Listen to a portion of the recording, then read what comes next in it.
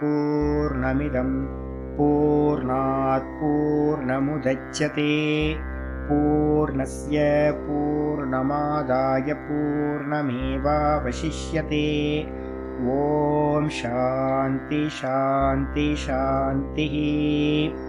ॐ गुरुर्ब्रह्मा गुरुर्विष्णुर्गुरुर्देवो महेश्वरः गुरुसाक्षात् परं ब्रह्म तस्मै श्रीगुरवे नमः। शङ्करं शङ्कराचार्यं केशवं बादरायणं सूत्रभाष्यकृतौ वन्दे भगवन्तौ पुनः पुनः। ईश्वरो गुरुरात्मेति मूर्तिभेदविभागिने व्योमवद्व्याप्तदेहाय दक्षिणामूर्तये नमः। सदाशिवसमारम्भां शङ्कराचार्यमध्यमाम् अस्मदाचार्यपर्यन्तां वन्दे गुरुपरम्पराम्। ॐ यो ब्रह्माणं विदधाति पूर्वं यो वै वेदांश्च प्रहिणोति तस्मै तं हदेवमात्मबुद्धिप्रकाशं मुमुक्षुर्वै शरणमहं प्रपद्ये। ॐ शान्ति शान्ति शान्तिः। ॐ असतो मा सद्गमय तमसो मा ज्योतिर्गमय मृत्योर्मामृतं गमय। ॐ शान्ति शान्ति शान्तिः।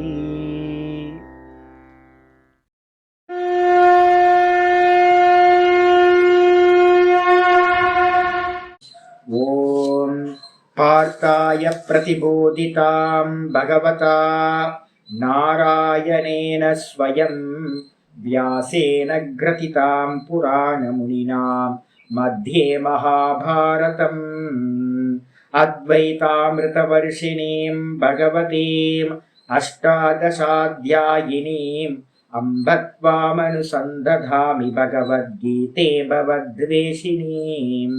नमोऽस्तु ते व्यासविशालबुद्धे पुल्लारविन्दाय तपत्रनेत्र येन त्वया भारततैलपूर्णः प्रज्वालितो ज्ञानमयप्रदीपः प्रपन्नपारिजाताय स्तोत्रवेत्रैकपाणये ज्ञानमुद्राय कृष्णाय गीतामृतदुहे नमः। सर्वोपनिषदो गावः दोग्धा गोपालनन्दनः पार्थो वत्ससुधीर्भोक्ता दुग्धं गीतामृतं महत्। वसुदेवसुतं देवं कंसचाणूरमर्दनं देवकी परमानन्दं कृष्णं वन्दे जगद्गुरुम्। भीष्मद्रोणतटां जयद्रथजलां गान्धारनीलोत्पलां शल्यग्राहवती कृपेण वहनी कर्णेन वेलाकुलाम् अश्वत्थामविकर्णघोरमखरां दुर्योधनावर्तिनीं सोत्तीर्णा खलु पाण्डवैरननदीं कैवर्तककेशवः पाराशर्यवचः सरोजममलं गीतार्थगन्धोत्कटं नानाख्यानककेसरं हरिकथा सम्बोधनाभूतितम्। लोके सज्जनषट्पदैरहरः पेपीयमानं मुदा भूयाद्भारतपङ्कजं कलिमलं प्रध्वंसिनः श्रेयसे। मूकं करोति वाचालं पङ्गुं लङ्घयते गिरिं यत्कृपातमहं वन्दे परमानन्दमाधवम्। यं ब्रह्मा वरुणेन्द्ररुद्रमरुतः स्तुन्वन्ति दिव्यैस्तवैः वेदैः साङ्गपदक्रमोपनिषदैः गायन्ति यं सामगाः ध्यानावस्थिततद्गतेन मनसा पश्यन्ति यं योगिनः यस्यान्तं न विदुः सुरासुरगणाः। देवाय तस्मै नमः देवाय तस्मै नमः। ॐ श्रीकृष्णाय परमात्मने नमः। श्रीकृष्ण कृष्ण कृष्ण। ஓம் நாராயண பரோ வியக்தாத் அண்டமவ்யக்த சம்பவம் அண்டஸ்யாந்தஸ்தினி லோகாஹ சப்தத்வீபா ச மீதினி. ஓம்.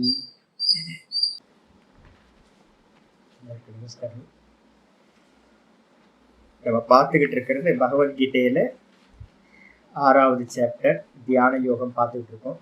ஆத்ம சம்யம யோகம்.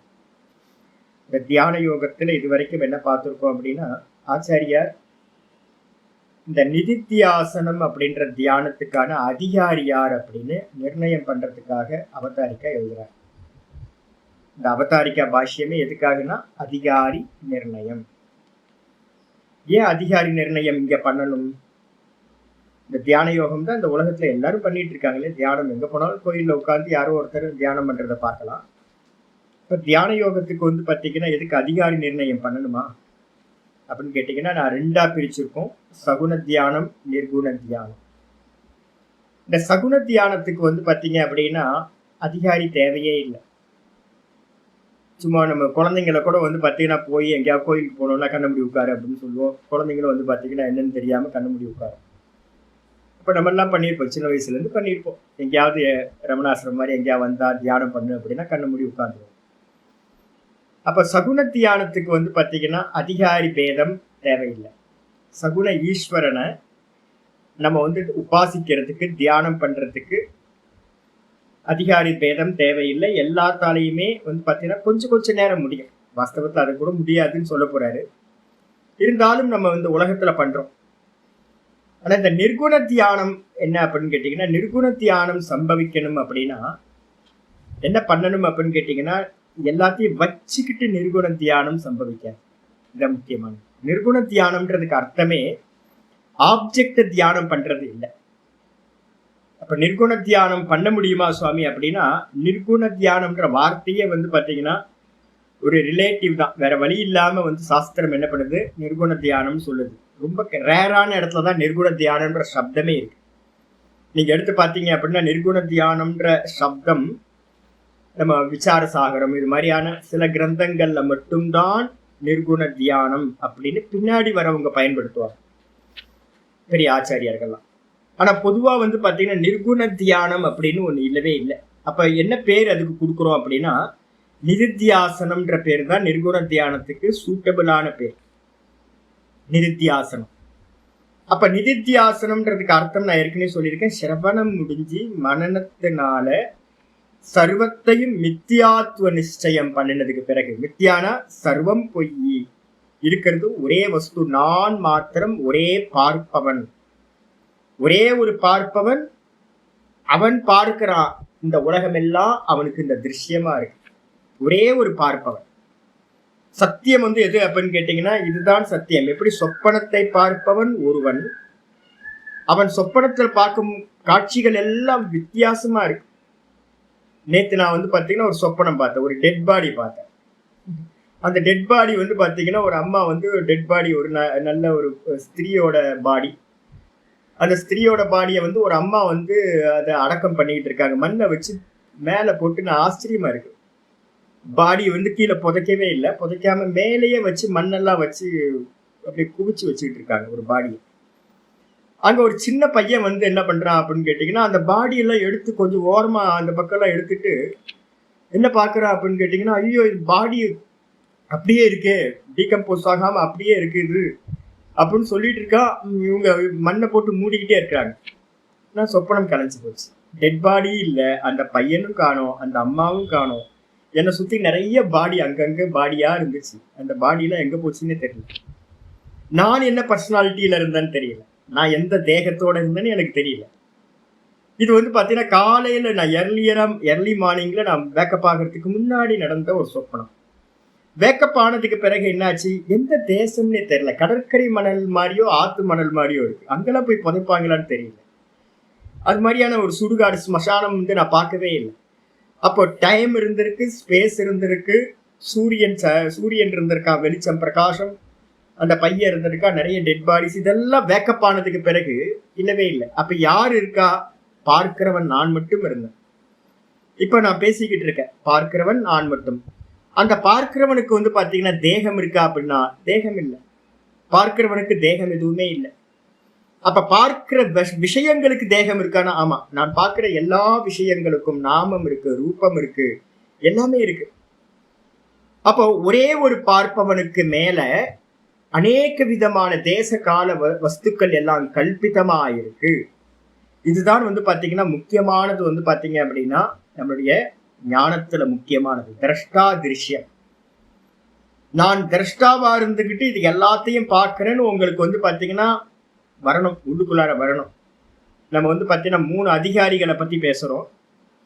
இந்த ஜாகிரதத்திலேயே நம்ம வாஸ்தவத்துல நிக்கிறோம் அப்படின்னா இது சத்தியம் அப்படின்னு அதம் அதிகாரி. நமக்குதான் வந்து பாத்தீங்கன்னா கர்மங்கள்லாம் விதிக்கப்படுது, உபாசனைகள் விதிக்கப்படுது. இதே வந்து பாத்தீங்கன்னா கொஞ்சம் மெச்சூரிட்டி ஆயிடுச்சு அப்படின்னா இப்ப நான் சொல்ற திருஷ்டி உங்களுக்கு வர ஆரம்பிக்குது. ப்ராக்டிஸ் பண்றீங்க, மெதுவா வந்து பாத்தீங்கன்னா ஆமா நான் பாக்குறேன், ஃபர்ஸ்ட் பர்சன் நான் பாக்குறேன், நான் பாக்குறதுனால தானே இந்த உலகம் இருக்கு. பார்க்கிற நான் இல்லை அப்படின்னா சொப்பனம் இல்லை. சொப்பனத்தை பார்க்கிறவன் தான் ஒரே ஒரு ஆள், அவன் இருக்கணும். அவனுக்கு அந்நியமா சொப்பனம்னு ஒண்ணு தனி எக்ஸிஸ்டன்ஸ் இல்லவே இல்லை. சொப்பனம் நாம வந்து வேக்கப் ஆனதுக்கு பிறகு சொப்பனம் தனியா இருந்துச்சா? சொப்பனத்துல இருந்த கேரக்டர் எல்லாம் இருக்கா அப்படின்னா கேரக்டர் காணும், தேசம் காலம் வஸ்துக்கள் எதுவுமே காணும். மிச்சம் யார் இருக்கா? பார்க்கிறவன் மட்டும்தான் இருக்கான். இதுதானே உண்மை. இதே மாதிரி நான் பார்க்கிறவன், பார்க்கிற கான்சியஸ்னஸ் மட்டும்தான் நான். இது எல்லாம் வந்து பார்த்தீங்கன்னா காட்சிகள் அப்படின்னு உங்களுக்குள்ளார இந்த நான்ல போக்கஸ் ஆக ஆரம்பிச்சிருச்சு. இந்த உலகத்தெல்லாம் நீங்க சொப்பனமா பாக்குறீங்க அப்படின்னா அப்ப நீங்க வந்து உபாசனையில எக்ஸ்பர்ட் ஆயிட்டீங்கன்னு அர்த்தம். உங்க சித்தம் வந்து பாத்தீங்கன்னா ஆப்ஜெக்ட் பண்ற விஷயங்களோட சிங்க் ஆகாம இருக்கு அப்படின்னா நீங்க சொப்பன மாதிரி இந்த சத்தியம் இல்லாம இது பொய்ன்னு பார்க்க ஆரம்பிச்சிட்டீங்கன்னா மத்தியம் அதிகாரின்னு பேர். இதே நீங்க தூக்கத்துக்கு போகும்போது என்ன இருக்கு அப்படின்னு கேட்டீங்கன்னா தூக்கத்துல ஒண்ணுமே இல்லை. நம்ம பார்த்த சொப்பனத்துல பார்த்த தேசம் காலம் வஸ்துக்கள் எதுவுமே இல்லை. அப்ப அந்த இடத்துல ஒன்றும் இல்லை சொப்பனத்துல, டீப் ஸ்லீப்ல. ஆனா எது இருக்கு அப்படின்னா நான் சுகமா தூங்கணும், நான் இருக்கேன். டீப் ஸ்லீப்ல நான் மட்டும் இருக்கேன், இந்த உலகம்ன்றது ஒண்ணு இல்லவே இல்லை. இது வந்து பாத்தீங்கன்னா உத்தம அதிகாரி. நம்ம அச்சீவ் பண்ண வேண்டியது வந்து பாத்தீங்கன்னா தூக்கத்துல என்ன நிலை இருக்கோ இதேதான் ஜாகிரதத்துல சம்பவிக்க. அப்போ நம்ம ஜாகிரதத்துல சம்பவிக்கணும் அப்படின்னா முதல்ல வந்து பாத்தீங்கன்னா நம்ம வந்து பாத்தீங்கன்னா என்ன ஆகணும், இந்த ஜாகிரதத்தை பொய்யா சொப்பன மாதிரி பாக்குற நிலைக்கு நமக்கு வரணும். அப்ப போக்கஸ் எங்க வரணும் அப்படின்னா நான்ல போக்கஸ் பண்ணிக்கிட்டு இந்த உலகத்தை பார்க்கணும். நான்லயே இருந்து போக்கஸ் பண்ணி இந்த உலகத்தை வந்து ஆப்ஜெக்ட்னு ஒவ்வொன்னா பார்த்துக்கிட்டே இருக்கீங்க. விலகி இருந்து பார்க்க ஆரம்பிக்கிறீங்க. ஒரு டெரஸ்ல இருந்துகிட்டு எங்கேயாவது ஒரு மாலுக்கு போங்க, மால்ல இருந்துகிட்டு வந்து பார்த்தீங்கன்னா ரோட்ல போறது எல்லாத்தையும் பார்த்துக்கிட்டே இருக்கு. எங்கேயாவது ஒரு ஸ்டேஷன்ல வந்து பார்த்தீங்கன்னா சம்பந்தமே இல்லாம எதுக்காகவும் இல்லாம ஒரு ஸ்டேஷன்ல போய் என்ன பண்ணுங்க அப்படின்னா ஒரு பிளாட்ஃபார்ம் டிக்கெட் வாங்கிக்கிட்டு ஓரமா உட்காந்து போறவங்க வரவங்க ட்ரெயின் எல்லாத்தையும் பார்த்துக்கிட்டு இருக்கு. உங்களுக்கு அதுக்கும் சம்மந்தமே இருக்கக்கூடாது. ஏன்னா நீங்களா போய் உட்காந்து பாருங்க. பஸ் ஸ்டேஷன் போங்க, என்னெல்லாம் மனுஷங்க வராங்களோ போறாங்களோ உங்களுக்கு சம்பந்தமே இல்லாம ஆட்கள் வருவாங்க போவாங்க, பஸ் வரும் போகும், எல்லாத்தையும் வேடிக்கை பார்த்துக்கிட்டு இருக்கு. இதே மாதிரி வந்து பாத்தீங்கன்னா எப்படி நம்ம வேடிக்கை பார்க்கிறோமோ அதே மாதிரி நம்மளோட நிகழ்ச்சிகளையும் எல்லாத்தையும் வேடிக்கை பார்த்துக்கிட்டே இருக்கிறோம். வெறும் பார்ப்பவனாவே இருந்து என்ன பண்ணணும், இதுல முக்கியத்துவம் வந்துருது. பார்க்கின்ற வஸ்துக்கள் எல்லாமே சொப்பன மாதிரி திருஷ்யங்கள். இந்த இது வந்ததுக்கு பிறகுதான் ரெண்டாவது சொல்லுது என்னன்னு கேட்டீங்கன்னா இந்த நான் அப்படின்றதுதான் வந்து பாத்தீங்க அப்படின்னா நான் பார்க்கிற காட்சிகள். சொப்பனத்துல நிறைய பேரை பார்த்தேன்ல, அந்த சொப்பனத்துல பார்த்த நிறைய பேர் அப்படின்னு நம்ம சொல்றோமே, அந்த ஆட்கள் எல்லாம் யாரு அப்படின்னு கேட்டீங்கன்னா ஒரே ஒரு ஆள் பார்க்கிறவன் நான். என்னோட ரிஃப்ளெக்ஷன் தான் வந்து பாத்தீங்கன்னா வாஸ்தவத்துல எல்லா அந்த சொப்பனத்துல இருக்கிற எல்லா ஆட்கள்லயும் என்னுடைய கான்சியஸ்னஸ் தான் ரிஃப்ளெக்ட் ஆச்சு. நான் ஒரே நான் தான் அங்க அநேக ஜீவர்களோட நானாவும் இருந்துச்சு, வேற வேற இல்லை. சொப்பனத்துல நான் பார்த்த அந்த பையன் வந்து பாத்தீங்க அப்படின்னா அந்த டெட் பாடியை பார்த்துட்டு ஆச்சரியப்படுறான், அவனும் நான் தான், பார்க்கிற நான் தான். அந்த அம்மா டெட் பாடியை க்ளோஸ் பண்ணிட்டு இருந்தாங்க, அந்த அம்மாவும் நான் தான். அப்போ நிறைய பேர் வந்து இங்க அங்க நடமாடிக்கிட்டு இருந்தாங்க, அவங்களும் நான் தான். இந்த ஒரே நான் தான் எல்லா தேகத்திலையும் என்னவா இருக்கு. இப்படின்னு நான் தான், அந்த ஒரே நான் தான், நான் ஒரிஜினல் நான். அதுக்கு பேர் தான் பிரம்மம். அப்படின்னு தன்னை வந்து பிரம்மமா பாவிக்கிறது. நான் தான் எல்லாத்துலயும் இருக்கேன் அப்படின்னு பிரம்ம பாவம் பண்றது. அந்த பாவிச்சு பாவிச்சு பாவிச்சு அப்ப இந்த உலகத்துல வந்து ஒண்ணுமில்லை, இருக்கிறது ஒரே ஒரு தத்துவம், பிரம்ம தத்துவம் மட்டும்தான். மேல இருக்கிறது எல்லாமே வந்து பாத்தீங்கன்னா வெறும் நாமரூபங்கள், நாமரூப திருஷ்யங்கள் தான், சத்தியமில்லை அப்படின்னு வந்து ஒரே ஆணை வந்து நிர்ணயம் பண்ற வரைக்கும் உங்களுக்கு மனனம் சித்திக்கணும். அப்ப சிரவணம் வந்து பாத்தீங்கன்னா நிறைய பேருக்கு சித்திச்சிடும். ஆனா இந்த மனனம் சித்திக்கிறதுக்கு தான் ரொம்ப டைம். இப்ப நாங்கெல்லாம் வந்து பாத்தீங்கன்னா நிறைய சாதுக்கள் வந்து பாத்தீங்கன்னா மனனம் பண்ணிட்டு இருக்கோம். ரிஷிகேஷ்ல இருந்து ஹரித்வார்ல இருந்து. எத்தனை வருஷம் சுவாமி மனனம் அப்படின்னு கேட்டீங்கன்னா நிறைய வருஷங்கள் எடுக்கும். ஏன் அப்படின்னா கேட்கறது ஈஸி உங்களுக்கு. இப்ப வேதாந்த பாடம் கேட்டுக்கிட்டு இருக்கீங்கல்ல, அப்போ உங்களுக்கு இந்த ஒரு வருஷத்துல வந்து பாத்தீங்கன்னா ஆனந்தம் கிடைச்சது இல்லை. ஆனந்தம் கிடைச்சிருச்சு, ஆயிடுச்சு. நேத்தோட ஒரு வருஷம் ஆச்சுன்னு நினைக்கிறேன். 18ஆம் தேதியோட நேற்று முந்தானத்தோட ஒரு வருஷம் ஆயிருக்கு. அப்ப நமக்கு வந்து பகவத்கீதை கேட்கறதுல ஆனந்தம் இருக்கு. நம்ம இம்ப்ளிமெண்ட் பண்றோமா இல்லையான்றது அடுத்த விஷயம். ஆனா வந்து பாத்தீங்கன்னா கேட்கறது சுகம். ஆனா பிரச்சனை எங்க ஆரம்பிக்குது அப்படின்னா, இதுக்கெல்லாம் இப்ப நான் சொல்றேன்ல, நான்ல நின்றுட்டு இதெல்லாம் சொப்பனம்னு ஒவ்வொன்றத்தையா நீங்க வந்து பார்க்க ஆரம்பிக்கிறீங்கன்னு வச்சுக்கோங்க, அது ரொம்ப கஷ்டம். நம்ம மிஸ் ஆகி போயிடுவோம், விவகாரத்திலேயே போயிடுவோம். அப்ப விவகாரத்துல மிக்ஸ் ஆகாம தனிச்சு மெதுவா நான்லயே போக்கஸ் ஆகி இதுக்கு அந்நியமா இருக்கிறதெல்லாம் பொய் அப்படின்னு சொல்லி அந்த பொய்யில இருக்கக்கூடிய எல்லா நானும் ஒரே நான் தான் அப்படின்னு ஒரு பாவம் வரணும். இது வந்து பாத்தீங்கன்னா மனநத்தோட எண்டில் வந்து பாத்தீங்கன்னா இது எல்லாம் பூர்த்தி ஆனதுக்கு பிறகு என்ன பண்ணுவான், இருக்கிறது எல்லாம் ஒரே ஒரு தத்துவம் தான் அப்படின்னா எதை சிந்திக்கிறதுக்கு ஒண்ணும் இல்லை அப்படின்ட்டு கண்ணை மூடி வந்து பாத்தீங்கன்னா அவன் உட்காருவான். அப்ப என்ன இருக்கும் அப்படின்னா உலகம்ன்றது ஒண்ணு அவனோட திருஷ்டியில இல்லவே இல்லை. சிந்தனைக்கு ஏதாவது விஷயம் இருக்கான, சிந்தனைக்காக விஷயம் எதுவுமே இல்லை. அப்ப என்ன சிந்தனை இருக்கும்னா சிந்தனையே இருக்காது. பொய்யா போனதை வந்து சிந்திக்கிறதுக்கான இது வந்து பாத்தீங்கன்னா இல்ல. அப்ப எல்லாம் பொய்யா போச்சுன்னா இருக்கிறது ஒரே தத்துவம் நான்.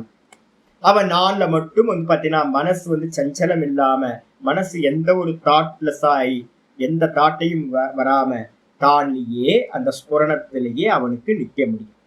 இந்த ஸ்புரணத்துல நிக்கிறதுக்கு பேர் தான் என்ன பேரு, நிதித்தியாசனம் அப்படின்னு பேர். இது ப்ராசஸ்.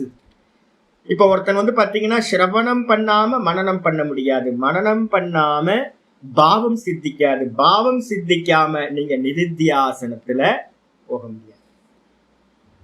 இதுதான் வந்து பாத்தீங்கன்னா ப்ராசஸ் வச்சிருக்கு. அப்ப அதிகாரி நிர்ணயம் பண்ணும்போது முக்கியமானது நம்ம என்ன சொல்றோம் அப்படின்னா, நிதித்தியாசனம் போகும்போது சன்னியாசியோ இல்ல கிரகஸ்தனோ அதெல்லாம் இல்லை, அவன் பூரணமா மனனத்து மூலமா நேத்தி பண்ணியிருக்கணும். இவ்வளவுதான் விஷயம். பூரணமா வந்து பாத்தீங்கன்னா மிச்சமில்லாம நேத்தி பண்ணினாதான் அவன் வந்து தான்ற ஸ்புரணத்துல நிக்க முடியும். ஏன்னா அந்த தான் வந்து ஆப்ஜெக்ட் இல்லை. ஆப்ஜெக்டை சிந்திக்கிறதுக்கு வந்து பாத்தீங்கன்னா நீங்க எதையுமே நேத்தி பண்ண வேணாம், எதையுமே கேன்சல் பண்ண வேணாம். அந்த உலகத்துல ஒரே ஒரு விஷயத்துக்கு மட்டும்தான் நம்ம வந்து நேத்தி பண்ண வேண்டியிருக்கு. எதுனா இந்த ஆத்ம தியானத்துக்கு மட்டும்தான். மற்ற எல்லா தியானங்களும் இதுன்னு தான் தியானம் பண்றோம். ஆத்ம தியானத்துக்கு மட்டும் என்ன பண்ணணும்னா இது இல்லைன்னு தான் பண்ணணும். அப்போ யார் அதிகாரி அப்படின்னு கேட்டீங்கன்னா எல்லாத்தையும் கேன்சல் பண்றவன் தான் அதிகாரி. அப்போ அந்த கேன்சல் பண்ண முடியலையே சுவாமி, எனக்கு வந்து பாத்தீங்கன்னா அந்த சாமர்த்தியம் இல்லை சுவாமி, என்னால நேத்தி பண்ண முடியல, வெறும் மனசு வந்து பாத்தீங்கன்னா நிச்சலமா, நீங்க சொல்ற மாதிரி நிச்சலமா வந்து பாத்தீங்கன்னா ஸ்புரண மாத்திரமா நிக்க முடியல சுவாமி. நீங்க சொல்றீங்க நிர்குண தியானம்ன்றது ஸ்புரண மாத்திரம் அப்படின்னு, ஆனா எனக்கு ஸ்புரணமா நிக்க முடியல சுவாமி, நான் என்ன பண்ணட்டும் அப்படின்னா ஆச்சாரியர் என்ன பண்ணார், இதுல ஸ்லோகத்துல வந்து பாத்தீங்கன்னா நிர்ணயம் பண்றார். 3வது ஸ்லோகத்தை எடுத்துக்கிட்டு ஆருருக்ஷோர் முனேர் யோகம் கர்ம காரணம் உச்சதே யோகாரூடஸ்ய தஸ்யைவ சமக்காரணம் உச்சதே அப்படின்னு அந்த ஸ்லோகத்தை எடுத்து நேற்று விசாரம் பண்ணி முடிச்சிருக்கோம் லாஸ்ட் கிளாஸ்ல. எவன் யோகத்துல ஏறணுமோ, மனசு சமநிலை இல்லை அப்படின்னா நிதித்தியாசனம் சம்பவிக்காது.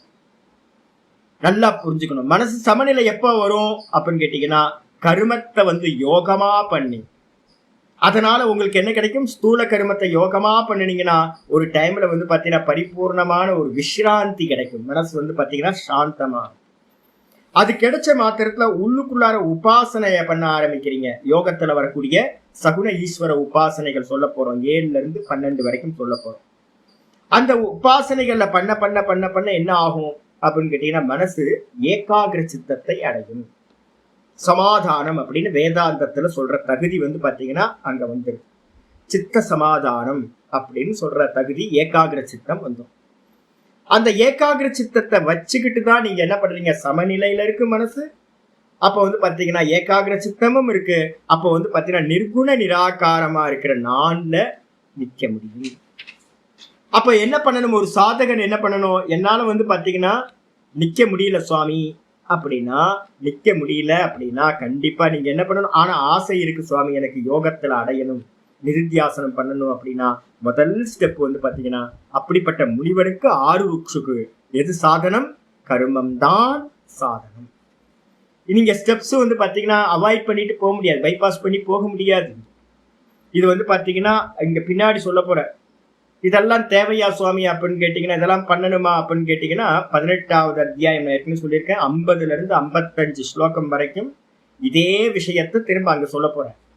அங்க வந்து ஆச்சாரியர் என்ன பண்றாரு அப்படின்னு கேட்டீங்கன்னா, இது வந்து பாத்தீங்கன்னா வாஸ்தவத்துல ஸ்துதி இல்லை, இங்க சொல்லக்கூடியதெல்லாம் ஸ்துதியாவோ இல்ல அர்த்தமற்றவைகளோ இல்லை. ஏன் அப்படின்னு கேட்டீங்கன்னா பிரகரணமா இருக்கு. இது வந்து பாத்தீங்கன்னா நிஷ்டா பிரகரணம் அப்படின்னு பேரு. நிஷ்டைய சொல்லக்கூடிய பிரகரணம், கான்டெக்ஸ்ட் இது. அதனால இங்க இருக்கிறத வந்து பாத்தீங்கன்னா எந்த ஒரு விஷயம், இப்ப நான் பேசிக்கிட்டு இருக்க எந்த ஒரு விஷயமும் சுவாமி சும்மா சொல்றார் அப்படின்னோ இல்ல வந்து பாத்தீங்கன்னா உன்னை ஸ்துதி பண்றதுக்காக சொல்றாருனோ எடுக்கக்கூடாது. அப்ப யாருக்கெல்லாம் வந்து பாத்தீங்கன்னா சித்த சமாதானம் வேணுமோ அவங்க எல்லாம் நிஷ்காமிய கர்மத்தையும் உபாசனத்தையும் பண்ணினாதான் நீங்க அந்த நிருத்தியாசனத்துக்கு குவாலிட்டி உங்களுக்கு கிடைக்கும். ஆரூடஸ்ய தஸ்யேவ சமக்காரணம் உச்சியதே. 2வது லைன் 3வது ஸ்லோகத்துல 2வது லைன் என்ன இருக்கு, எவன் யோகத்தில் ஏறியவனோ, எவன் வந்து பாத்தீங்கன்னா மனசு சமாதானம் ஆயிடுச்சு, மனசு வந்து நிச்சலமா இருக்கும், அவனுக்கு வந்து என்ன பண்ணணும் சுவாமி அப்படின்னா, அவன் எல்லாத்தையும் விட்டுட்டு என்ன பண்ணணும், வெறும் ஆத்ம தியானத்துல மட்டும் இருக்கணும், சர்வ கர்மத்தையும் தியாகம் பண்ணணும். அதுக்கு பேர் தான் சமம் அப்படின்னு சொல்லப்படும். சமக்காரணம் உச்சியதே. அவனுக்கு வந்து பாத்தீங்கன்னா எல்லாத்தையும் தியாகம் பண்ணிட்டு வெறும் மனே நிக்கணும். நம்ம சொல்றோம்ல, கோயிலுக்கு போறோம், நல்ல விசிராந்தியான ஒரு கோயில், நல்ல கூட்டம் இல்லாம இருக்கு, போறோம், நல்லா தரிசனம் பண்றோம், நல்லா பூஜாரி வந்து பாத்தீங்கன்னா நல்லா தரிசனம் பண்ணி வைக்கிறார், நல்லா ஆத்மார்த்தமா நம்ம சேவிக்கிறோம் ஈஸ்வரனை. நல்லா சேவிச்சுட்டு வெளியில வந்து பாத்தீங்கன்னா வெறுமனே அந்த தூண்ல போய் உட்கார்ந்தோன்னு அப்படியே ஒரு நிறைவா இருக்கு மனசு. மனசு வந்து பாத்தீங்கன்னா எந்த தாட்ஸும் இல்லாம விசிராந்தியா இருக்கு. எவ்வளவு நேரம் நிக்க முடியுது அப்படின்னு கேட்டீங்கன்னா ஒரு அரை மணி நேரம், 10 நிமிஷம், அதுக்கு மேல கிளம்பிடுவோம் அப்படின்னு தோணும். ஏன் அப்படின்னு கேட்டீங்கன்னா நம்ம அடுத்த ப்ரோக்ராம் வச்சிருக்கோம், அடுத்த ப்ரோக்ராம் இருக்கும். அந்த 10 நிமிஷம் நம்மளால நிக்க முடியும், அதுக்கு மேல வந்து பாத்தீங்கன்னா நம்மளால நிக்க முடியல, அடுத்தடுத்த காரியத்துக்கு போயிடுறோம். இதே தான் நம்ம சின்ன வயசுல இருந்து பண்ணிக்கிட்டே இருக்கணும். ஒரு விசிராந்தி இருக்கு அப்படின்னா தியானம், இது ரமணாசிரமத்துக்கு வரீங்க திருவண்ணாமலைக்கு, நல்லா வந்து பாத்தீங்கன்னா கோயில்ல போய் தரிசனம் பண்ணிட்டு 10 நிமிஷம் விசிராந்தி. அங்கிருந்து ரமணாசிரமத்துக்கு வரும், ரமணரோட சமாதியை சுத்துறோம், சுத்திட்டு எல்லாம் தியானம் பண்றாங்களே நம்மளும் தியானம் பண்ணுவோம்னு கண்ண மூடி உட்காருவோம். விசிராந்தியா இருக்கு மனசு, தாட்லெஸ்ஸா இருக்கு, மெதுவா குவைட்டா இருக்கு. நம்ம என்ன பண்றோம்னு கேட்டீங்கன்னா ஒரு 10 நிமிஷத்துக்குள்ளார திரும்ப பேக்கப் ஆயிடும், எந்திரிச்சு வேற காரியம் பார்க்க ஆரம்பிச்சிடும். ஏன் அப்படியே கண்டினியூ பண்ண முடியல நம்மளால அப்படின்னு கேட்டீங்கன்னா அடுத்தடுத்த கமிட்மெண்ட். அப்போ ஆனா சாஸ்திரம் சொல்லுது, என்ன சொல்லுதுன்னா, உங்களுக்கு ஒரு கிரிப்பு கிடைக்குது அப்படின்னா, சமத்துவத்துல ஏறுறீங்க அப்படின்னா அந்த சமத்துவத்தை வந்து பாத்தீங்கன்னா எவ்வித காரணத்தை கொண்டு டிஸ்டர்ப் பண்ணாதீங்க. 100% வந்து சமத்திலேயே இருக்கிறதுக்கு முயற்சி பண்ணுங்க.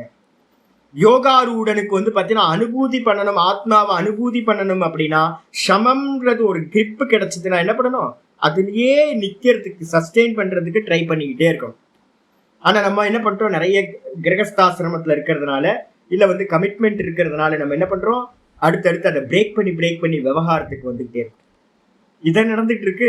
ஒரு 10 நிமிஷம் நல்லா சாந்தியா இருக்கு, அப்படியே கண்டினியூ பண்ணுங்களேன், நாள் ஃபுல்லா கண்டினியூவா இருக்க வேண்டியதுதானே, இருக்க முடியலையே, ஏன், விவகாரம், கர்மம்.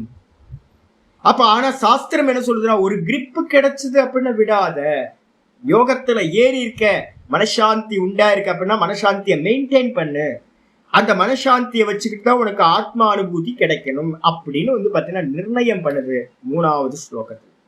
நேத்து பாடத்துல இது வரைக்கும் பார்த்துருக்கோம். பார்த்ததுக்கு பிறகு நேத்து என்ன பண்ணாருன்னு கேட்டீங்கன்னா, ஆச்சாரியர் வந்து ஒரு முக்கியமான இது ஆரம்பிச்சார். 4வது பேஜ்ல உங்களுக்கு கொடுத்துருக்க 4வது பேஜ்ல யோக விப்ரஷ்ட வச்சனாத்விச்ச. அப்ப என்ன தெளிவா தெரியுது அப்படின்னு கேட்டீங்கன்னா, கிரகஸ்தர்களா இருக்கிறவங்க நீங்க உங்களால மெயின்டைன் பண்ண முடியல, நான்ல நிக்க முடியல, சர்வ கர்மத்தையும் தியாகம் பண்ணிட்டு இன்னைக்கு ஃபுல்லா அப்படியே உட்கார்ந்தே இருக்க முடியல. மனசு பாத்தீங்கன்னா நிறைய சஞ்சலமாகுது. 10 நிமிஷத்துக்கு மேல என்ன ஆகுது, அந்த கர்மா இந்த கர்மா, அவங்கள பத்தி இவங்கள பத்தி மனசு பாத்தீங்கன்னா சஞ்சலப்பட்டுக்கிட்டு இருக்கு, விக்ஷேபமாகுது. அப்ப கிரகஸ்த ஆசிரமத்துல இருக்கிற வரைக்கும் உங்களுக்கு நீங்க யாராவது சொல்லுங்க பார்க்கலாம், சாமி என்னால நாள் ஃபுல்லா விஸ்ராந்தியா எந்த தாட்டும் இல்லாம இருக்க முடியும் சாமி அப்படின்னு நீங்க சொன்னீங்கன்னா, இது பாத்தீங்கன்னா பகவான் காதுல பூ சுத்துற மாதிரி. பகவானே ஒத்துக்க மாட்டேன்ற. ஏன்னு கேட்டீங்கன்னா, கிரகஸ்தாசிரமத்துல என்ன நடக்கும்னு நமக்கு எல்லாத்துக்கும் தெரியுமே உங்களுக்கு. அப்ப கிரகஸ்தாசிரமத்துல இருக்கிறவனுக்கு பாத்தீங்கன்னா நிதித்தியாசனம் சம்பவிக்குமா அப்படின்னு கேட்டீங்கன்னா, கிரகஸ்தாசிரமத்துல இருக்கிறவனுக்கு நிதித்தியாசனம் சம்பவிக்காது. நீங்க ஒரு காயத்ரியையோ இல்ல ஒரு ஜபத்தையோ கண்டினியூவா நீங்க பண்ணணும்னாவே பிரயத்தனம் பண்ணணும். நீங்க பெரிய ஆள், நீங்க எல்லாம் காலையில 6:30 மணிக்கு உட்கார்ந்து 8 மணி வரைக்கும் உட்கார்ந்து இருக்கீங்க அப்படின்னா உங்களுக்கு எல்லாம் கோடி நமஸ்காரம் உண்மையிலேயே. ஏன்னா இது எல்லாத்துக்கும் சம்பவம் இல்லை. பெரிய தியாகம் பண்ணாதான் பாத்தீங்கன்னா காலையில பாடத்தை கேட்டுட்டு இருக்க முடியும். இதுக்கே எவ்வளவு ப்ராப்ளம் இருக்கும் தெரியுங்களா? ஏகப்பட்ட ப்ராப்ளம்ஸ் இருக்கும் இதுக்கே. 1.5 மணி நேரம் நம்மளால பாத்தீங்கன்னா கண்டினியூஸா பாத்தீங்கன்னா நம்மளால கொடுக்க முடியறது இல்லை.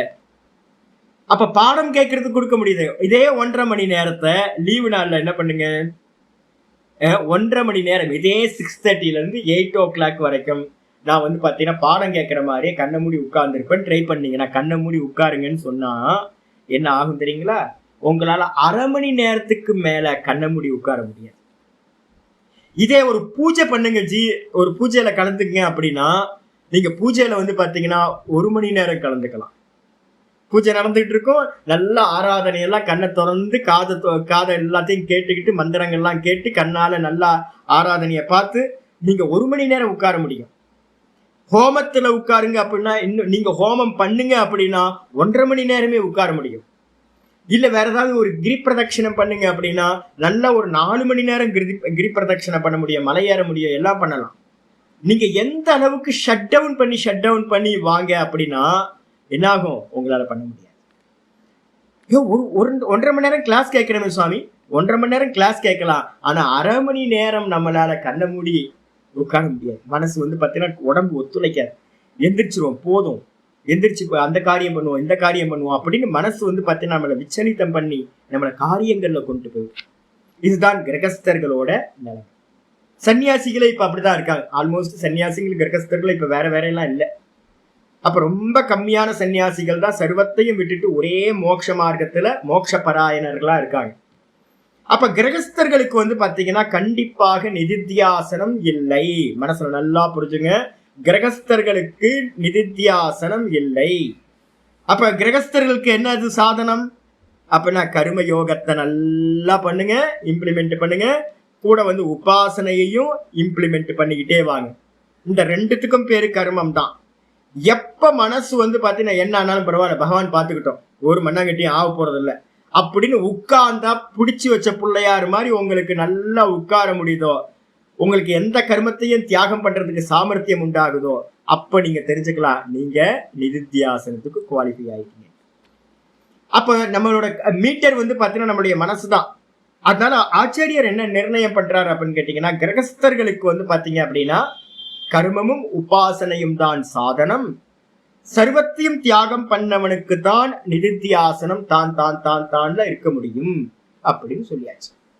அதனால்தான் ஆச்சாரியர் என்ன பண்றார், யோக விப்ரஷ்ட வச்சனாதிச்ச பின்னாடி பாத்தீங்க அப்படின்னா இந்த 40ல இருந்து 45வது ஸ்லோகம் வரைக்கும் இந்த அத்தியாயத்துல 6வது அத்தியாயத்துல யோக பிரஷ்டனை பத்தி பேச போகுது. யார் யோக பிரஷ்டன்? இதையும் இன்ஸ்டிடியூஷன்ல தப்பா சொல்லுவாங்க. யோக பிரஷ்டன்றதுக்கு அர்த்தம் யோகத்திலிருந்து நழுவனவன். யார் யோகத்திலிருந்து நழுவனன்? இங்க சொல்லக்கூடிய யோகம் எது அப்படின்னா நிதித்தியாசனம். எவன் எல்லா கர்மத்தையும் ஷட் டவுன் பண்ணிட்டு வெறும் ஆத்மானுபூதிக்காக சமாதி அபியாசத்தை எவன் பண்ணிக்கிட்டு இருக்கானோ, அந்த சமாதி அபியாசம் பூர்த்தி ஆகிறதுக்கு முன்னாடியே அந்த ப்ராசஸ்ல பாத்தீங்க அப்படின்னா அவனுக்கு பிராரப்தம் முடிஞ்சு அவன் தேகம் விட்டு போச்சோ, அவனுக்கு இல்ல அப்படின்னா ஒரு விதத்துல மனசு ஏதோ ஒரு ரோகத்தினாலேயோ இல்ல வேற ஏதோ நிமித்தத்தினால மனசு அந்த யோகத்துல இருந்து சலிச்சு போய் சஞ்சலமாயி அந்த யோகத்துல இருந்து நழுவுறானோ, சமாதி அபியாசத்துல போறவன், அவனுக்கு பேர் என்ன பேரு அப்படின்னா யோக பிரஷ்டன். பிரஷ்டன் என்னது? யோகத்துல இருந்து நழுவினவன், கீழே விழுந்தவன் அர்த்தம். இந்த வச்சனமும் வந்து பாத்தீங்கன்னா எங்க சொல்லப்பட்டிருக்கா, 40 இருந்து 45 ஸ்லோகம் வரைக்கும் கிருஷ்ண பரமாத்மா இதை பத்தி பேச போறார். அங்கேயும் இப்ப கேள்வி என்ன வருதுன்னா, அந்த யோக பிரஷ்டன் கிரகஸ்தனா இருக்கலாமா இல்ல சன்னியாசியா அப்படின்னு கேட்டீங்கன்னா, நான் முதல்லயே சொல்லிட்டேன், நிதித்தியாசனத்துக்கு பேர் தான் இந்த இடத்துல யோகம்னு பேரு. நிதித்தியாசனம் யாரு பண்ண முடியும்? கிரகஸ்தன் பண்ண முடியாது. ஏன் அப்படின்னு கேட்டா ஆச்சரியம் சொல்ல போறாரு. கிரகஸ்தன் பண்ண முடியுமா? ஏன் அப்படின்னா வீட்டுல வந்து எல்லாம் இருக்காங்களேங்க, எல்லாம் இருந்துகிட்டு. நான் தான் அன்னைக்கு நான் தபஸை பத்தி பேசும்போது ஸ்ரீதரனை யாரும் சொன்னார்ல, என்னன்னு கேட்டேன், இதெல்லாம் சன்னியாசி தான் பண்ணணும், வீட்டுல இருந்து நம்மளாம் பண்ண முடியாது. ஏன் அப்படின்னா ஒரு விரதம் பண்ணா கூட, ஏகாதசி விரதம் இருக்கீங்கன்னு வச்சுங்களேன், நானே வந்து பாத்தீங்கன்னா நாதபிரம்ம ஏதாவது ஃபுட்டை ரெஸ்ட்ரிக்ஷன் பண்றாரு அப்படின்னா நான் போய் கத்துவேன். நீங்க நேற்று கூட நான் வந்து பாத்தீங்கன்னா திட்டி விட்டேன், நல்லா திட்டி விட்டேன். என்ன இது மாதிரி பண்றீங்க அப்படின்னு. தபஸ் எல்லாம் வீட்டுல இருந்துட்டு இருக்க முடியாது. வீட்டுல இருந்தோம்னா மற்றவங்களுக்கு அட்ஜஸ்ட்மெண்ட் பண்ணிக்கிட்டு தான் இருக்க முடியும். தபஸ் பண்ண விட மாட்டாங்க. ஏகாதசி விரதம் இருக்க முடியாது வீட்டுல. இல்ல நான் உப்பு போடாம சாப்பிட இருக்க முடியாது. நான் வந்து குவைட்டா உட்கார்ந்துருக்கேன் இருக்க முடியாது. டிவியை போட்டுட்டு வந்து பாத்தீங்கன்னா பாத்துட்டு இருப்பாங்க. நீங்க வந்து பாத்தீங்கன்னா குவைட்டா உட்கார முடியாது. போன் வந்துகிட்டே இருக்கும். அப்ப எல்லாத்தையும் இங்க நல்லா வந்து பாத்தீங்கன்னா நம்ம என்ன பண்ணணும், அவங்க கூட எல்லாம் சேர்ந்து இருந்தாதான் வீட்டுல இருக்க முடியும். இல்லைன்னா வீட்டுல தனித்தீவு மாதிரி இருக்க முடியாது. அப்ப நல்லா தெரியுது என்னன்னு கேட்டீங்கன்னா, கிரகஸ்தனா இருந்துகிட்டு மனச்சஞ்சலம் இல்லாம, விஷய சிந்தனை இல்லாம, எந்த தாட்டும் இல்லாம அகமகமகம்னு நிக்க முடியாது. அப்ப யோகத்துல யாரு நிக்க முடியும்? சந்நியாசி. எந்த சந்நியாசி? எந்த விவகாரமும் இல்லாத சந்நியாசி. அதனால்தான் வந்து பாத்தீங்கன்னா ஆச்சாரியார் வந்து பாத்தீங்கன்னா இதுல வந்து நம்ம சாதனா பஞ்சகம்னு ஒரு டெக்ஸ்ட் எடுத்தோம் பாத்தீங்களா, அந்த சாதனா பஞ்சகத்துல கடைசி ஸ்லோகம் 5வது ஸ்லோகத்துல சொல்ற, ஏகாந்தே சுகமாசியதாம் பரதரே சேத சமாதீயதாம். முக்கியமான வார்த்தை வந்து வருது. சன்னியாசி என்ன பண்ணணும்? கடைசியில வந்து பாத்தீங்க அப்படின்னா ஏகாந்தத்துல இருந்துகிட்டு இந்த சித்தத்தை வந்து சதா காலம் அந்த பிரம்மத்திலேயே வைக்கணும். அரதிர் ஜனசன்சதி ஒரு குவாலிட்டி சொல்லுது. இந்த ஜனக்கூட்டத்துல வந்து பாத்தீங்கன்னா மகிழ்ச்சி அடையக்கூடாது, கூட்டத்துல இருந்து விலகி நிக்கணும். மெதுவா மெதுவா மெதுவா ஏகாந்தத்துக்கு போகணும். பின்னாடி வரப்போகுது 18வது சாப்டர்ல 52வது ஸ்லோகம் சொல்ல போற. முக்கியமானது விவிக்த சேவி லக்வாசி அப்படின்னு சொல்ல போற. நல்ல நிதித்தியாசனத்துக்கு போறவன் என்ன பண்ணணும் அப்படின்னு கேட்டீங்கன்னா, ஏகாந்தமா ரமண பகவான் மாதிரி குகையிலையோ இல்ல காட்டுலையோ, காட்டுல வந்து பாத்தீங்கன்னா எங்கேயாவது மரத்தடியில விசிராந்தியா, இல்ல கோயில் மண்டபங்கள்ல, ஆள் இல்லாத கோயில் மண்டபங்கள்லயோ நல்ல குகைகள்லயோ இருக்கணும். வாசம் பண்ணிட்டு அவன் நிதித்தியாசனத்தை பண்ணணும். இப்போ முடியுமா உங்களால? யோசிச்சு பாருங்க. இப்ப நிதித்தியாசனத்துக்கு வந்து லட்சணம் இதான் சொல்லுது, விவிக்த சேவி. ஆச்சாரியர் என்ன பண்றாருன்னா, விவிக்த சேவி லகுவாசி அப்படின்னு ஒரு சூத்திரம், ஒரு ஸ்லோகம் வந்து 1852 சொல்லியிருக்கு. அந்த 52 சொல்லும் போதே விவிக்த சேவி அப்படின்றதுக்கு லட்சணமே வந்து பாத்தீங்கன்னா ஆச்சாரியர் சொல்றார், அரண்ய காட்டுக்கு போ. அதுக்கப்புறம் நதி புலின நதிக்கரையில இருந்துக்கோ, நர்மதா மாதிரி நதிக்கரையில இருந்துக்கோ. அதுக்கப்புறம் கிரி குஹா மலைக்கு மேல இருந்துக்கோ. அதே மாதிரி வந்து பாத்தீங்கன்னா குஹால இருந்துக்கோ. இது மாதிரி இடங்கள்ல வந்து பாத்தீங்கன்னா விவிக்தானு தேசம், நல்ல ஏகாந்த தேசத்துல வாசம் பண்ணாதான் என்ன ஆகும், வேற தாட்ஸ் வராது. இல்ல அப்படின்னா இப்ப நாதபிரம்ம என்ன பண்ணிட்டாருன்னு கேட்டீங்கன்னா, என்னோட விண்டோவை வந்து க்ளோஸ் பண்ணிட்டாரு. என்ன காரணம்னா, கீழே மாமி வீட்டுல வந்து பாத்தீங்கன்னா ஒரு மெய்டு வந்து கரெக்டா வந்து பாத்தீங்கன்னா 7 மணிக்கு வருவாங்க. டம்மு டம்மு டம்மு டம்முன்னு என்ன பண்ணுவாங்க, துணியை துவைப்பாங்க, பாத்திரத்தை வாஷ் பண்ணுவாங்க. அந்த சப்தம் எல்லாம் இங்க வரும். அப்ப வீட்டுக்குள்ளார இருந்துகிட்டு நான் வந்து பாத்தீங்கன்னா நிதித்தியாசனம் இருக்க முடியுமா அப்படின்னா, நேற்று வந்து ரெக்கார்டிங் பண்ணலாம் அப்படின்னு நான் லைட்டா ஆன் பண்றேன், பக்கத்துல இருந்து ஒரே சத்தம், டப்பு டப்பு டப்பு டப்பு. ஒரு ரெக்கார்டிங் பண்ண முடியல. ஒரு ஸ்லோகத்தை பாராயணம் பண்ணலான்னு பார்த்தா, பாராயணத்தை கொஞ்சம் பாராயணம் பண்ண, அதுக்குள்ளார சத்தமா இருந்துச்சு, டிஸ்டர்ப் ஆகுது அப்படின்னு நிப்பாட்டிட்டேன். அப்ப ஒரு வீட்டுக்குள்ளார இருந்துகிட்டு ஒரு பாராயணத்தையும் ஒரு பூஜையுமே பண்ணா வந்து கஷ்டமா இருக்கு, நம்மளால வந்து அனுஷ்டானம் பண்ண முடியல. இதே நீங்க வந்து பாத்தீங்கன்னா நர்மதா கரையோ இல்ல கங்கை கரைக்கோ போனீங்க அப்படின்னா, ஹரித்வார் ரிஷிகேஷ் எல்லாம் விட்டுருங்க, மெயின் சிட்டியை விட்டுட்டு ஏகாந்தமா இருந்தீங்கன்னா அவ்வளவு அற்புதமா இருக்கும். நர்மதா கரையெல்லாம் அனுஷ்டானம் பண்றதுக்கு யாரும் கேட்க மாட்டாங்க. என்னோட சந்தியா காலத்துல நான் நர்மதா பரிக்கிரமம் பண்ணும்போது 3 கால திரிகால சந்தியாவும் எவ்வளவு தூரங்களை பண்ணியிருக்கேன். இந்த கழுத்தளவு தண்ணியில இருந்து பண்ண ரொம்ப விசேஷம் சொல்லுவாங்க. மேக்சிமம் தண்ணியில உட்கார்ந்துதான் என்னோட ஜபத்தையே பண்ணிருக்கேன். யாரும் கேள்வி கேட்கறதுக்கே ஆளே இல்லைங்க. சுத்தி ஆளே இருக்கு. மாத்தியானிக்கு சந்தியாக்க ஆளே இருக்க மாட்டாங்க சுத்தி. நான் பாட்டுக்கு உட்காந்துட்டு மணிக்கணக்கா உட்காந்து ஜெபம் பண்ணாலும் என்னை கேட்கறதுக்கு ஆளே இல்லை, அடிச்சுட்டு போனாலும் கேட்கறதுக்கு ஆள் இல்லை. அது மாதிரி இருக்கும் ஏகாந்தமா இருந்துகிட்டு. நம்ம இங்க எங்கேயாவது ஏகாந்தமா இருக்க முடியுமா அப்படின்னு கேட்டீங்கன்னா வந்து போய் டிஸ்டர்பன்ஸா தான் இருக்கும். கோயில்ல உட்கார முடியல, ஒரே கூட்டம். ரமணாசிரமத்துல உட்கார முடியல, ஒரு பெரிய டூரிஸ்ட் பிளேஸ் மாதிரி ஆகிப்போச்சு இப்போ. அப்ப என்ன பண்ணுது அப்படின்னு கேட்டா, சாஸ்திரம் சொல்லுது என்னன்னு கேட்டா, ஏகாந்தத்துக்கு போ. சங்கரனே சாதனா பஞ்சகத்தை சொல்றாரு, ஏகாந்தே சுகமாசியதான். ஏகாந்தத்துல சுகமா இருக்கணும். விதிவச்சனங்கள்லாம் வருது ஸ்வேதாஸ்வரத்தெல்லாம் நான் சொல்ல போறேன் உங்களுக்கு. அப்ப ஏகாந்தத்துக்கு போகணும் அப்படின்னா கிரகஸ்தன் போக முடியுமா? 4 நாள் போனா வந்து போன் வந்துடும் உங்களுக்கு, இன்னும் வரல. திருவண்ணாமலைக்கு யாராலையும் வர முடியலையே, வந்து ஒரு 3 நாள் தங்குங்க அப்படின்னா 3 நாள் தங்க முடியல சாமி. வந்துட்டு ஒரே நாள்ல திரும்ப ரிட்டர்ன் போகணும். அம்மா இருக்காங்க, அப்பா இருக்காங்க, எல்லாம் ஏஜ்டு பர்சன், அவங்கள பார்த்துக்கணும், எனக்கு கமிட்மெண்ட் இருக்கு, அங்க போகணும், இதை பண்ணணும். அப்போ ஒரு நாள் நம்மளால வந்துட்டு போறதுக்கே நமக்கு பெரிய ப்ராப்ளத்தை ஃபேஸ் பண்ண வேண்டியிருக்கு. அப்ப கிரகஸ்தர்களுக்கு வந்து பாத்தீங்கன்னா நான் ரமண பகவான் மாதிரி வருஷக்கணக்கா வந்து உட்கார்ந்தாதான் சித்தியாகும் ஆத்மா. அப்படி இருக்கும்போது என்ன பண்ண முடியாது? கிரகஸ்தர்களுக்கு நிதித்தியாசனம் சம்பவிக்காது. ஏன் அப்படின்னு கேட்டீங்கன்னா, ஆச்சரியர் தெளிவா சொல்றாரு, யோக விப்ரஷ்ட வச்சனாத்துச்ச. யோகத்துல நின்று உயிரை விட்டவனுக்கு பேர் யோக பிரஷ்டன்னு பேரு. அந்த யோக பிரஷ்டனோட வச்சனத்து சொல்லப்பட்டிருக்கு, கிரகஸ்தன் யோக பிரஷ்டன் இல்லை, சன்னியாசிதான் யோக பிரஷ்டனா இருக்க முடியும். அவன் தான் நிதித்தியாசனம் பண்ணிட்டு இருக்கும் போது தேகத்தை விட்டு யோக பிரஷ்டனா ஆகிறான் அப்படின்னு சொல்லப்பட்டிருக்கு. கிரகஸ்திய ஒருவேளை கிரகஸ்தனுக்கு எடுத்துக்கிட்டோம் அப்படின்னா ஆச்சரியர் சொல்றாரு, கர்மினோ யோக விகிதக ஷஷ்டே அத்தியாய ச யோக விப்ரஷ்டக. கிரகஸ்திய சேத் கர்மினோ கிரகஸ்தனா இருக்கக்கூடிய கருமிக்கு வந்து பாத்தீங்கன்னா யோகோ விகிதக சேத், யோகம் விதிக்கப்பட்டுச்சு அப்படின்னா. கிரகஸ்தனுக்கு யோகம் ஒருவேளை சொல்லப்பட்டிருந்துச்சுன்னா இந்த 6வது அத்தியாயத்துல சொல்லல. சன்னியாசிக்கு தான் வந்து பாத்தீங்கன்னா இந்த நிதித்தியாசனம் சொல்லப்பட்டு. சன்னியாசினி யாரு? நீங்க ஏதோ தாடிலாம் வச்சுட்டு காவி வஸ்திரம் போட்டு பேரை மாத்தி வச்சுக்கிட்டு இருக்க சன்னியாசி இல்ல. சன்னியாசின்றதுக்கு அர்த்தம் என்னது? சர்வத்தையும் நேத்தி பண்ணவன் தான் தியாகி. அந்த தியாகி தான் வந்து பாத்தீங்க அப்படின்னா நிதித்தியாசனம் பண்ண முடியும். அப்ப கிரகஸ்தனுக்கு வந்து ஒருவேளை இந்த யோகம் விதிக்கப்பட்டிருக்கு அப்படின்னா ச யோக விப்ரஷ்டக அபி கர்மகதிம் கர்ம பலம் பிராப்னோதி. ஒருவேளை வந்து கிரகஸ்தனா இருக்கான், அவன் வந்து பாத்தீங்கன்னா நிதித்தியாசனம் அவனுக்கு சொல்லப்பட்டிருக்குன்னு எடுத்துக்கிட்டோம் அப்படின்னா, அவன் இறந்த பிறகு வந்து பாத்தீங்க அப்படின்னா என்ன ஆவான் அப்படின்னு கேட்டீங்கன்னா, அவனுக்கு அவன் செஞ்ச கருமத்தோட பலன் இருக்கு இல்லைங்க. புண்ணிய கர்மா நிறைய பண்ணிட்டு இருப்பீங்கல்ல, இப்ப பண்ணும் போதே பூஜை பண்ணிடுறீங்க, எல்லா தான தர்மங்கள் பண்றீங்க. இந்த கருமத்தோட பலன் வந்து பாத்தீங்கன்னா கர்மகதிம் கர்ம பலம் பிராப்னோதி. அவனுக்கு வந்து கர்ம பலன் வந்து பாத்தீங்கன்னா பிராப்தி ஆகும். யோக பிரஷ்டனா அவன் வந்து பாத்தீங்கன்னா ஆக மாட்டான், அவனுக்கு கர்மம் இருக்கு. இப்ப எல்லாரும் வந்து பாத்தீங்கன்னா எவ்வளவு புண்ணிய கர்மா பண்ணிருப்பீங்க. இப்ப 80 பேர் பாடம் கேட்கறீங்கன்னா, இந்த புண்ணிய கர்மா பண்ணதுனால தானே உங்களுக்கு இந்த சான்ஸ் உங்களுக்கு பகவான் கொடுத்திருக்கார் கீதா கேட்கறதுக்கு. அப்ப நீங்க எல்லாம் பாப்பிகளா?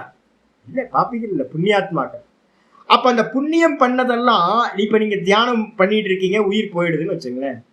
இப்ப அந்த கர்மாலாம் என்ன இருக்கும்? புண்ணிய கர்மாலாம் இருக்கா? அந்த புண்ணிய கர்மாலாம் உங்களுக்கு வந்து பாத்தீங்கன்னா நல்ல பலனை கொடுக்கும். அப்ப கர்மத்தை பண்ணிக்கிட்டு இருக்கிற ஒரு கிரகஸ்தனுக்கு யோக பிரஷ்டன் அப்படின்ற வார்த்தை வராது. ஏன் அப்படின்னா அவன் யோகத்திலிருந்து நழுவினாலும் கூட அவன் பண்ண புண்ணிய கர்மங்கள்னால அவன் என்ன பண்ணுவான்? நல்ல லோக்கங்களை அடைவான். நல்ல லோக்கங்களை அடைஞ்சு அவன் வந்து பாத்தீங்கன்னா நல்ல ஆனந்தத்தை அடைவான். இப்ப பிரச்சனை யாருக்கு அப்படின்னா, யோக பிரஷ்டன் யாரு அப்படின்னா கர்மத்தையும் தியாகம் பண்ணிட்டான், கர்மத்தை வந்து பாத்தீங்கன்னா விட்டாச்சு. நாங்க தான் எந்த கர்மமும் புதுசா பண்ணவே இல்லை. நானும் 21 வயசுல வந்தாச்சு இந்த லைஃபுக்கு. நல்ல கர்மங்கள் பண்ணவே இல்லை, உங்களை மாதிரி நிறைய புண்ணிய கர்மங்கள் பண்ணவே இல்லை. இப்ப எனக்கு என்ன ஆச்சுன்னா கர்மத்தையும் தியாகம் பண்ணிட்டேன் சன்னியாசம் எடுத்துக்கிட்டு. அதுக்கப்புறம் இந்த யோகத்துல போனா யோகத்திலேயே சக்சஸ் பண்ண முடியாம போயிட்டேன். அப்பதான் என்ன ஆகுது? எனக்கு பேர் வந்துடும், என்ன வந்துடும்? யோக பிரஷ்டன். ஐயோ, இவன்ட்ட கர்மமும் இல்லாம போச்சு, யோகத்திலையும் நிக்க முடியாம போயிட்டான், ஐயோ இவன் என்ன ஆவா அப்படின்னு கேள்வி யாருக்கு வரும்? சன்னியாசி.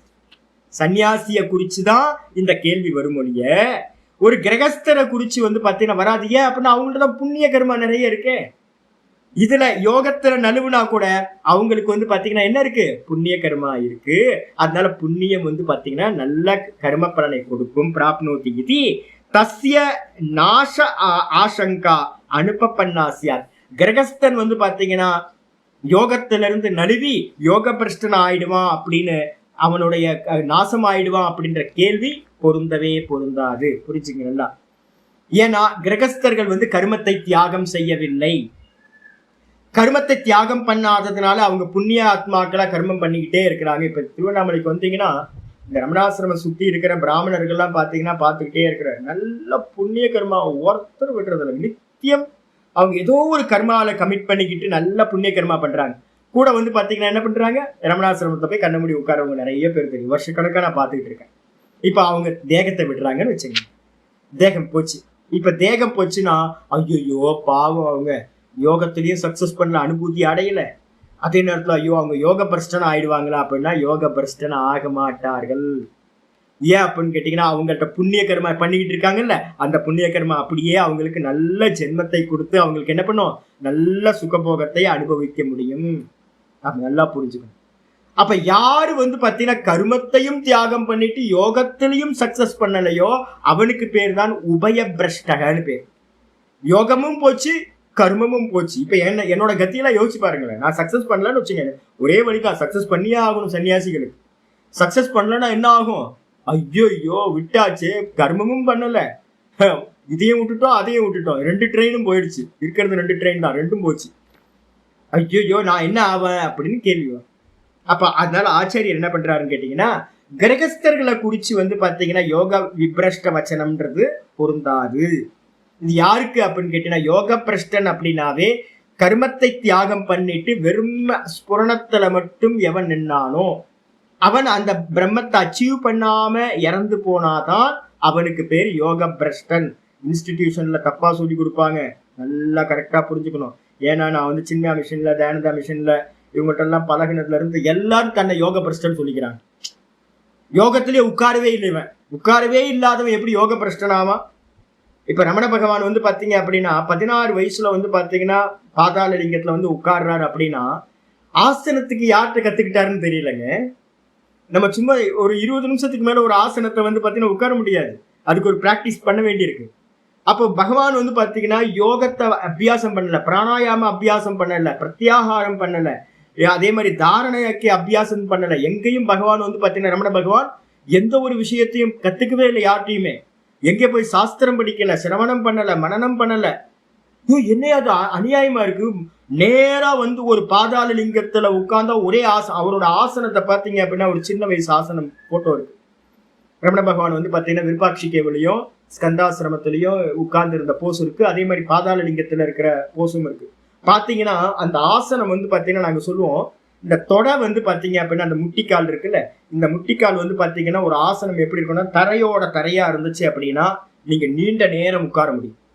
இந்த உங்களோட அந்த ஜாயிண்ட் வந்து பாத்தீங்கன்னா மூட்டு வந்து பாத்தீங்கன்னா தரையோட தரையா ஆகணும் அப்படின்னா நல்ல நீண்ட காலம் அபியாசம் பண்ணியிருந்தா மட்டும்தான் அந்த அந்த பிளாட்டா வந்து இந்த தரையோட உங்க பேஸ் வந்து பாத்தீங்கன்னா பாடியோட பேஸ் நீங்க உட்கார்ந்தீங்க அப்படின்னா கரெக்டா அப்படியே இருக்கணும். எனக்கு ஆச்சரியமா இருக்கு, எங்க கத்துக்கிட்டாரு? எங்கேயும் கத்துக்கவே இல்லை அவரு. அப்ப டைரக்டா வந்து உட்கார்றாரு அப்படின்னா அவர் தான் யோக பிரஷ்டர். முந்தின ஜென்மத்துல யோகத்துல இருந்துகிட்டு இருக்கும் போதே என்ன ஆயிடுச்சு, தேகம் போச்சு. அப்ப நேரா வந்தார், ஒரே ஒரு சப்தம் வந்து பாத்தீங்கன்னா அவரை கிளப்பி கொண்டு வந்து இங்க திரும்ப யோகத்துல கண்டினியூ பண்ண ஆரம்பிச்சிட்டார்.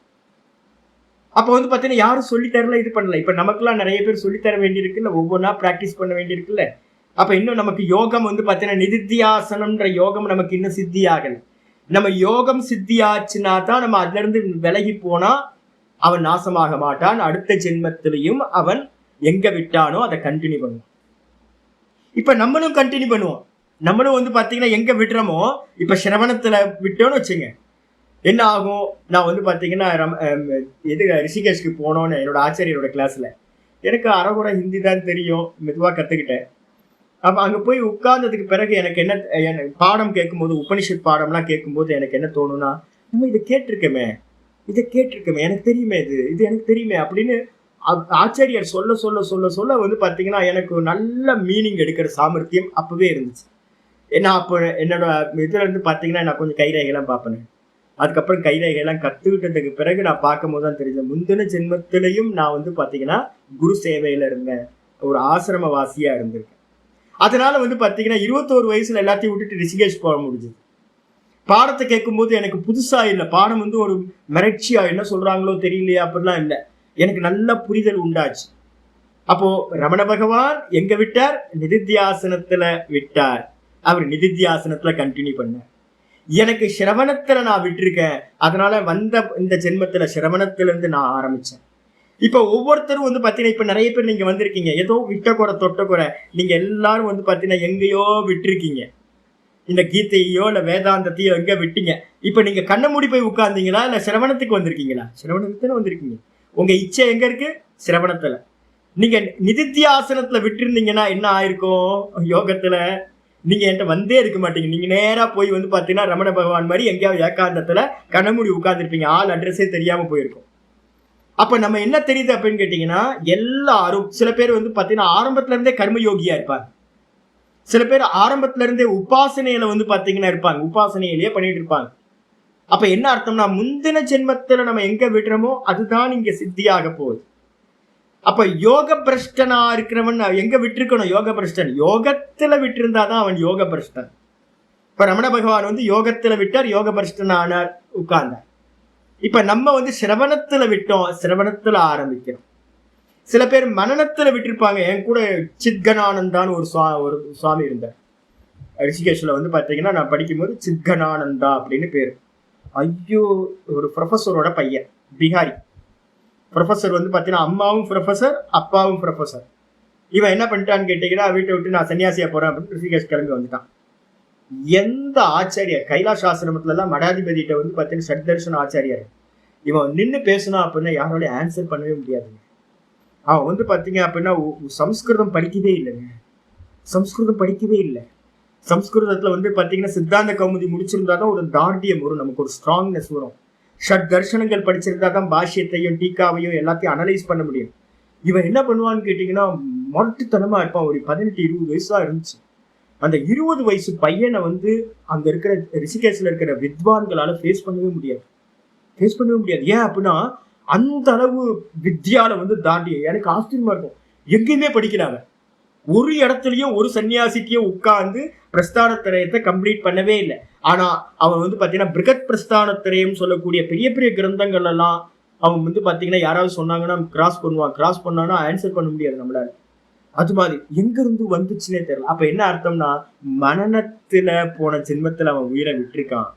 இந்த ஜென்மத்துல வந்து பாத்தீங்கன்னா சிரவணமே நடக்காம டைரக்டா மனநத்துல இருந்து அவனோட யாத்திரை ஸ்டார்ட் ஆகுது.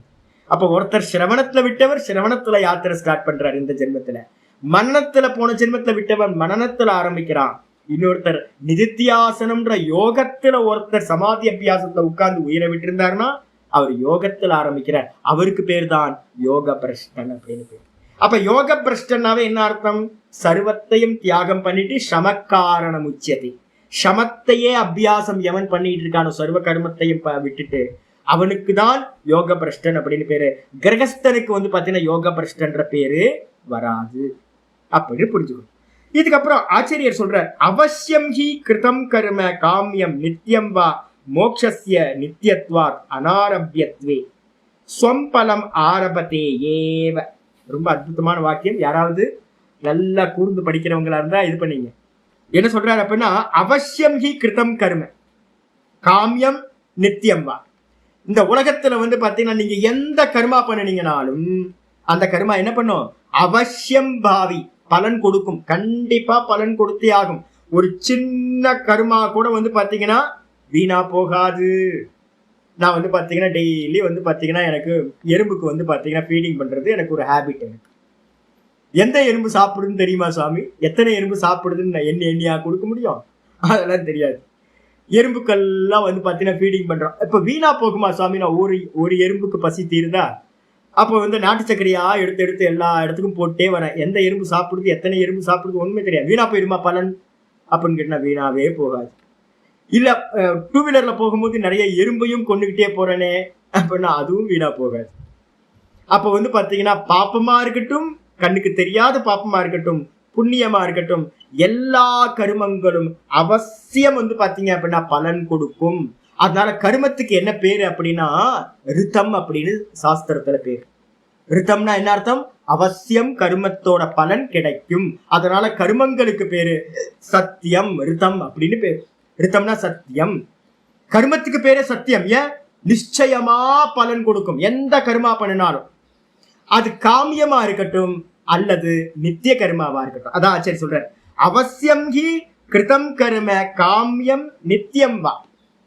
அவசியமா வந்து பாத்தீங்கன்னா காமிய கர்மமோ அல்லது நித்திய கர்மமோ. நித்திய கர்மம்னா என்னது? நித்தியம் பண்ணக்கூடிய சந்தியாவந்தனம், அதுக்கு பலன் இல்லைன்னு சொல்லுவாங்க. யாரு? பூர்வ மீமாம்சகர் சொல்லுவாங்க நித்திய கர்மாக்கு பலன் இல்லை அப்படின்னு சொல்லுவாங்க. பண்ணலனா பிரத்யவாய தோஷம், பண்ணுனா எந்த பிரயோஜனமும் இல்லை அப்படின்னு அவங்களோட வச்சனம். ஆனா ஆச்சாரியார் என்ன பண்றாரு அப்படின்னா உண்மையிலேயே சொல்றாரு, அது நித்திய கர்மமா இருக்கட்டும் இல்ல வந்து பாத்தீங்கன்னா நீங்க ஆசைப்பட்டு பண்ணக்கூடிய காமிய கர்மங்களா இருக்கட்டும், எந்த கர்மமா இருந்தாலும் அது என்ன பண்ணும்? கண்டிப்பா அவசியம் வந்து பாத்தீங்கன்னா பலம் ஆரம்பத்தையேவ, ஸ்வம்பலம் ஆரம்பத்தையேவ. லாஸ்ட்ல இருக்கிறத தூக்கி இங்க கனெக்ட் பண்ணிக்கணும். ஸ்வம்பலம்னா அந்த கர்மங்கள் தன்னுடைய பலனை ஆரம்பிச்சே ஆகும், பலனை கொடுத்தே ஆகும். அப்ப நீங்க வந்து பாத்தீங்கன்னா நம்ம சொல்றோமே சுவாமி ஈஸ்வரார்ப்பணம் ஈஸ்வரார்ப்பணம் ஈஸ்வரார்ப்பணம் சொல்லுங்க, சொல்லாம போங்க. இன்னைக்கு எந்த கர்மா பண்ணாலும் ஈஸ்வரார்ப்பணம்னு சொன்னா கூட வந்து பாத்தீங்கன்னா பலன் கிடைச்சே ஆகும். Every action should be an opposite reaction. என்ன இருக்கு உங்களுக்காக? அதுக்கு ஏத்த மாதிரி பலன் கிடைச்சே ஆகும். எந்த ஆக்ஷன் பண்ணாலும் அதுக்கு வந்து நியூட்டன்ஸ்லாம் சொல்ல வேணாம், வேற வழி இல்லாம நம்ம சொல்ற ஃபேமஸா இருக்கிறதுனால யதா கர்ம ததா பலன். இதுதான் சம்ஸ்கிருதத்துல சொல்றது. அனாதி காலத்துல இருந்தே இந்த நியமம் இருக்கு, யதா கர்ம ததா பலன். எந்த கர்மா பண்ணாலும் அந்த கர்மா வந்து பாத்தீங்கன்னா ததா பலம், அதுக்கேத்த மாதிரி பலனை கொடுத்தே ஆகும். ஈக்குவலா இருக்கும், ஆப்போசிட்டா இருக்கும் அப்படின்னு ரொம்ப கிளியரா சொல்லியிருக்கு. அப்ப அதனால வந்து பாத்தீங்கன்னா யாராவது வந்து பாத்தீங்கன்னா சுவாமி நான் வந்து நித்திய கர்மத்தை பண்ணிட்டு இருக்கேன், ஈஸ்வரார்ப்பணம் ஈஸ்வரார்ப்பணம் நீங்க சொன்னீங்க, அதனால நான் நித்திய கர்மத்தையும் காமிய கர்மத்தை கூட நான் என்ன பண்றேன் ஈஸ்வரார்ப்பணம் பண்ணிட்டு இருக்கேன் சுவாமி, அதுதான் வீணா போயிருமானா? வீணாலாம் போகாது. ஆனா என்ன ஒரு லாபம் தெரியுங்களா? நம்ம கர்மயோகம் பண்றதுனால நமக்கு போக்கஸ் வந்து பாத்தீங்கன்னா பலன் மேல போக்கஸ் இல்லை. இதான் பலன் மேல போக்கஸ் பண்ணீங்கன்னா உங்களுக்கு வந்து பாத்தீங்கன்னா சுகதுக்கம் வந்து பாத்தீங்கன்னா மனசு சஞ்சலப்பட்டுக்கிட்டே இருக்கும். அதே நேரத்துல நித்திய சந்தியாவந்தனம் பண்ணும்போது உங்களுக்கு மனசு சஞ்சலம் இருக்கா? நிறைய பேர் இருக்கீங்க சந்தியாவந்தனம் பண்றவங்க. சந்தியாவந்தனம் டியூட்டி, அது காலைல எந்திரிச்சோன்னு சந்தியாவந்தனம் பண்ற போறீங்க. ஐயோ இந்த சந்தியாவந்தனம் பண்ணுமே வீணா போயிடுமோ, பலன் கொடுக்குமா பலன் கொடுக்காதா, இது மாதிரி ஏதாவது ஒரி இருக்கானா? இது வரைக்கும் யாரும் சந்தியாவந்தனம் பண்றவங்களுக்கு யாருக்கும் சந்தியாவந்தனத்தை பத்தின ஒரிஸ் எதுவுமே இல்லை. ஏன் அப்படின்னா அதுக்கு சொல்லியே வச்சிருக்க என்னன்னு கேட்டீங்கன்னா அது நித்திய கர்மா, அதுக்கு பலன் இல்லை, பண்ணனா பாப்பம், பண்ணுனா வந்து பாத்தீங்கன்னா பிரயோஜனம் இல்லைன்னு சொல்லி இது வந்து நம்ம புத்தியில எல்லாம் இருக்கு. அதனால நம்ம என்ன பண்றோம்? நித்திய கர்மாவை பண்ணிக்கிட்டே போறோம். காமிய கர்மா, அப்ப நித்திய கர்மாக்கும் பலன் இருக்கு. பிரம்மலோகே மகியத்தேன்னு ஒரு விதி வச்சனம் இருக்கு வேதத்துல வந்து பாத்தீங்கன்னா யாரு நித்திய கர்மத்தை பண்ணிக்கிட்டு இருக்கானோ ஈஸ்வரார்ப்பணம் ஈஸ்வரார்ப்பணம் இருக்கு. இருந்தாலும் கூட அதோட பிரயோஜனம் என்னப்பா அப்படின்னா ராயலா போவானாங்க, வேற எந்த சாதனமும் வேணாம். நித்திய காயத்ரிய சந்தியாவந்தனத்தோட எவன் பண்ணிக்கிட்டு இருக்கானோ அவன் வந்து பாத்தீங்கன்னா இந்த ஜென்மம் முடிஞ்சோன நேரா பிரம்மலோகே மகியத்தை, பிரம்மலோகத்துக்கு அவனுக்கு டிக்கெட் புக் பண்ணியிருக்கு. நேரா போய் வந்து பாத்தீங்கன்னா ஆனந்தமா இருந்துட்டு திரும்ப வருவான். அப்ப நித்திய கர்மாவுக்கு வந்து பாத்தீங்கன்னா கண்டிப்பா பலன் இருக்கு, அதுக்கு பலன் இல்லாம போகாது. அதே மாதிரி காமிய கர்மங்களா இருக்கு. அப்ப காமிய கர்மங்களுக்கு ஆசைப்பட்டு நம்ம எந்த கர்மத்தை பண்றோமோ அந்த கர்மங்களும் கண்டிப்பா என்ன பண்ணுவோம்? பலனை ஆரம்பிச்சே ஆகும். அப்ப என்ன பண்ணணும்? அவசியம் ஹி கிருதம் கர்ம காமியம் வா. அவசியம் செய்யப்பட்ட கர்மமானது, கிருதம் கர்மனா செய்யப்பட்ட கர்மமானது எது? காமிய கர்மம் அல்லது நித்திய கர்மா. இந்த ரெண்டும் லாஸ்ட்ல ஸ்வம்பலம் ஆரம்பத்தை ஏவ, தன்னுடைய பலனை கண்டிப்பாக ஆரம்பிக்கும், ஜென்மத்தை கொடுக்கும், பலனை கொடுக்கும். ஆனா அதே நேரத்துல மோட்சசிய நித்தியத்துவார் அனாரபியத்வே. அப்ப மோட்சம் வந்து பாத்தீங்கன்னா கர்மத்தினால செய்யப்படாதது. ஆரம்பம் அப்படின்னா கர்மம், அனாரம்பம்னா செய்யப்படாதது. அப்ப வந்து பாத்தீங்கன்னா மோட்சம் ஒரு கர்மத்தினால அடையிறது இல்லை. அப்ப இந்த உலகத்துல இருக்கிற எல்லாத்தையும் நம்ம கர்மத்தினால் அடையலாம், மோட்சம் மட்டும் கர்மத்தினால் அடையிறது இல்லை. அப்ப சுவாமி நீங்க நிதித்தியாசனம்ன்றது ஒரு கர்மா தானே சுவாமி அப்படின்னு யாராவது கேட்டீங்கன்னா, நிதித்தியாசனம்ன்றது ஒரு கர்மா இல்லை. எப்பெல்லாம் நீங்க ஒரு கர்மாக்கும் கர்மத்துக்கு அந்நியமா ஞானத்துக்கும் என்ன டிஃபரன்ஸ் அப்படின்னா, கர்மம் வந்து பாத்தீங்கன்னா தனக்கு அந்நியமா இருக்கிறத அடையறதுக்கான முயற்சிக்கு பேர் தான் கர்மம். தான் அடிக்கிறதுக்கான முயற்சிக்கு பேர் வந்து பாத்தீங்கன்னா கர்மம் இல்லை. அப்ப நிதித்தியாசனத்துல நம்ம என்ன பண்றோம், தானா நிக்கிற மொழிய அங்க எந்த ஒரு கர்மாவும் அங்க சம்பவிக்கிறது இல்லை. அப்ப அதனால வந்து பாத்தீங்கன்னா அந்த நிக்கிறதுக்கான முயற்சி எல்லாம் வந்து பாத்தீங்கன்னா எதுக்கு அப்படின்னா எந்த ஒரு வேற ஒரு பலனை அடையறதுக்கு இல்லை. நான் பிராணாயாமம் பண்றேன் நிதித்தியாசனத்துல, நான் வந்து பாத்தீங்கன்னா ஏகாகிரம் பண்றேன், புருவ மத்தியில வந்து பாத்தீங்கன்னா தாரணை பண்றேன், ஆத்மாலேயே தொடர்ந்து நிக்கிறதுக்கான ஒரு முயற்சி பண்றேன். இதெல்லாம் கர்மமா சுவாமி அப்படின்னு கேட்டீங்கன்னா இதெல்லாம் கர்மா இல்லை. ஏன்னா தனக்கு அந்நியமா அங்க வேற ஒரு பிரயோஜனம் இல்லை. அப்ப எப்ப கர்மா வந்து பாத்தீங்கன்னா தனக்கு அந்நியமான பிரயோஜனத்தை உடையதோ அப்ப அதுக்கு பேரு கர்மான்னு பேர். அப்ப நிதித்தியாசனத்துல வந்து பாத்தீங்கன்னா தனக்கு அந்நியமா ஒரு கர்மா பலன் இல்லை. அதே சகுன தியானத்துல நான் வைகுண்டம் போகணும், கைலாயம் போகணும் அப்படின்னு நம்ம வந்து எனக்கு அந்நியமா ஒரு ஈஸ்வரனை அடையணும்ன்றதுக்காக நான் வந்து பாத்தீங்க அப்படின்னா நான் தியானம் பண்றேன், அது கர்மா உபாசனம்னு பேர். அது பேர் எப்ப வந்து பாத்தீங்கன்னா தன்னை அடைவதற்காக நீங்க முயற்சி பண்றீங்களோ அதுக்கான விஷயங்கள் எதுவுமே கர்மா என்பது இல்லை, அது கர்மா இல்லை. அப்ப மோட்சம்ன்றது வந்து நான்ல நிக்கிறது தான் மோட்சம், ஆத்மஸ்வரூபம் தான் மோட்சம். சொஸ்வரூப அவஸ்தானம் மோட்சமித்யபிதீயதே. தன்னுடைய சொரூபத்திலே நிக்கிறதுக்கு பேர் தான் மோட்சம் சொல்லப்பட்டிருக்கு. அதனால வந்து பாத்தீங்கன்னா இந்த நிதித்தியாசனம்ன்றது வந்து பாத்தீங்கன்னா யாரும் மனசுல எடுத்துங்க, சுவாமி யோகத்தினால் அடையணும், யோகம் இல்லை, இது வியோகம். தனக்கு அந்நியமா இருக்கிறது எல்லாத்தையும் கலட்டி விடுறது, நேத்தி பண்ணிட்டு தான்ல நிக்கிறது கர்மம் இல்லை. அதை புரிஞ்சுக்கணும். அப்ப அதனால ஆச்சாரியர் சொல்றாரு மோட்சம் என்பது ஆத்மஸ்வரூபத்துல நிக்கிறது, அது கர்மா இல்லை. அதே நேரத்துல நித்திய கர்மமோ காமிய கர்மமோ என்ன பண்ணும், கண்டிப்பா பலன் கொடுத்தே ஆகும் சொல்லியாச்சு. அதுக்கப்புறம் ஆச்சாரியர் சொல்ற நித்தியசிய கர்மனும். இந்த நித்திய கர்மத்தை பத்தி நிறைய பேருக்கு குழப்பம் இருக்கு. இந்த நித்திய கர்மம் எப்படிப்பட்டதுன்னா வேத பிரமாண அவபுத்தத்வா. இந்த நித்திய கர்மத்தை நம்ம எங்க இருந்து அறிஞ்சோம், யாரெல்லாம் நித்திய கர்மா பண்ணிட்டு இருக்கீங்களோ அவங்களுக்கெல்லாம் உங்களுக்கு டியூட்டியை கூட நித்திய கர்மா எடுத்துங்க. ஒய்ஃப்ன்ற ஒரு ரோல் இருக்கு, ஹஸ்பண்ட் அப்படின்ற ஒரு ரோல் இருக்கு. இது கூட வந்து வேதத்துல சொல்லப்பட்டிருக்கு. கிரகஸ்தாசிரமத்துல இருக்கிறவங்களுக்கு வந்து விதி வச்சிருக்கு, நிறைய விதிகள் இருக்கு. இப்ப வந்து பாத்தீங்கன்னா ரிதௌ பாரியாம் கச்சேத்துன்னு இருக்கு, நல்ல ருத்து காலத்துல மனைவியோட சேரணும் அப்படின்னு ஒரு விதி வாக்கியம். அது ஒரு டியூட்டியா சுவாமி, அதுவும் ஒரு டியூட்டி, அதுவும் வந்து கர்த்தவியம், அதுவும் வந்து பாத்தீங்கன்னா டியூட்டியா வச்சிருக்கு. அப்ப இந்த உலகத்துல வந்து பாத்தீங்கன்னா வேதத்துல இருந்து தான் நமக்கு ரோல் கிடைச்சிருக்கு. இந்த ரோலை இவங்க பண்ணணும், அப்பா அம்மாவை பாத்துக்கணும், அதுக்கும் ரூல் இருக்கு. மாத்ரு தேவோ பவ பித்ரு தேவோ பவ, அவங்களுக்கு வந்து சேவனா பண்ணணும் எல்லாம் அப்படின்னு இருக்கு. அப்ப வந்து பாத்தீங்கன்னா எதெல்லாம் நித்திய கர்மங்களா இருக்கும், முக்கியமா பிரதானம் வந்து பாத்தீங்கன்னா உபாசனம்னு சொல்லுவோம், சந்தியாவந்தனமும் உபாசனமும் நித்திய அக்னிஹோத்திரம்லாம் இருக்கு. இதெல்லாம் வந்து பாத்தீங்கன்னா நித்திய கர்மங்கள். இதெல்லாம் எங்க இருந்து அறியப்பட்டிருக்கு அப்படின்னா வேத பிரமாண அவபுத்தத்வா, வேத பிரமாணத்திலிருந்து அறியப்பட்டதாக இருக்கின்ற காரணத்தால் பலேன பவித்தவ்யம், நிச்சயமா வேதம் சொல்லி இருக்கின்றதுனால பலன் கண்டிப்பா இருக்கும் அப்படின்னு தெரிஞ்சுக்கணும். இது அவோச்சாம. இதை நான் ஏற்கனவே 2வது சாப்டர்ல வந்து பாத்தீங்கன்னா நாசுதோ வித்யதே பாவக நாபாவ வித்யதே சதகன்னு ஒரு ஸ்லோகம் இருக்கு. ஒரு கர்மத்தை நீங்க பண்ணினீங்கன்னா அது சூன்யமா ஆகாது. ஒரு கர்மத்தை பண்ணினா கண்டிப்பா ரியாக்ஷன் சம்பவிக்கும் அப்படின்னு நம்ம ஏற்கனவே பார்த்தாச்சு. அவோச்சாம இதை நான் வந்து பாத்தீங்கன்னா ஏற்கனவே சொல்லியாச்சு. நித்திய கர்மம் வேதத்துல சொல்லப்பட்டிருக்கிறதுனால அதுக்கு ஒரு பலன் இருக்கு, கண்டிப்பா பலன் இருக்கு. ஒரு அம்மா வந்து பாத்தீங்கன்னா குழந்தைய எவ்வளவு கஷ்டப்பட்டு வளர்க்குறாங்க, அது கர்மா தானே. நிறைய சின்ன வயசுல இருந்து சுமக்கிறதுல இருந்து வயிற்றுல சுமக்கிறதுல இருந்து இவ்வளவு கர்மா. அப்ப அதுக்கு பலன் இல்லாம போயிடுமா அப்படின்னு கேட்டீங்கன்னா எல்லாத்துக்கும் பலன் இருக்கு. அப்ப ரோல், அந்தந்த ரோல் வந்து பாத்தீங்கன்னா வேதத்துல சொல்லப்பட்டது. நித்திய கர்மம் எல்லாமே வேதத்துல சொல்லப்பட்டதுனால, கண்டிப்பா வேதத்துல சொல்லப்பட்டதுனால அதுக்கு பலன் உண்டு என்று ஏற்கனவே நாங்க சொல்லிட்டோம். அந்யதா, ஒருவேளை நித்திய கர்மத்துக்கு பலன் இல்லைன்னு எடுத்தீங்கன்னு வச்சுங்க, பூர்வ மீமாம்சகர்கள் சொல்றாங்க சந்தியாவந்தனம்ன்றதுக்கு வந்து கர்மாவுக்கு வந்து பலன் இல்லை அப்படின்னு.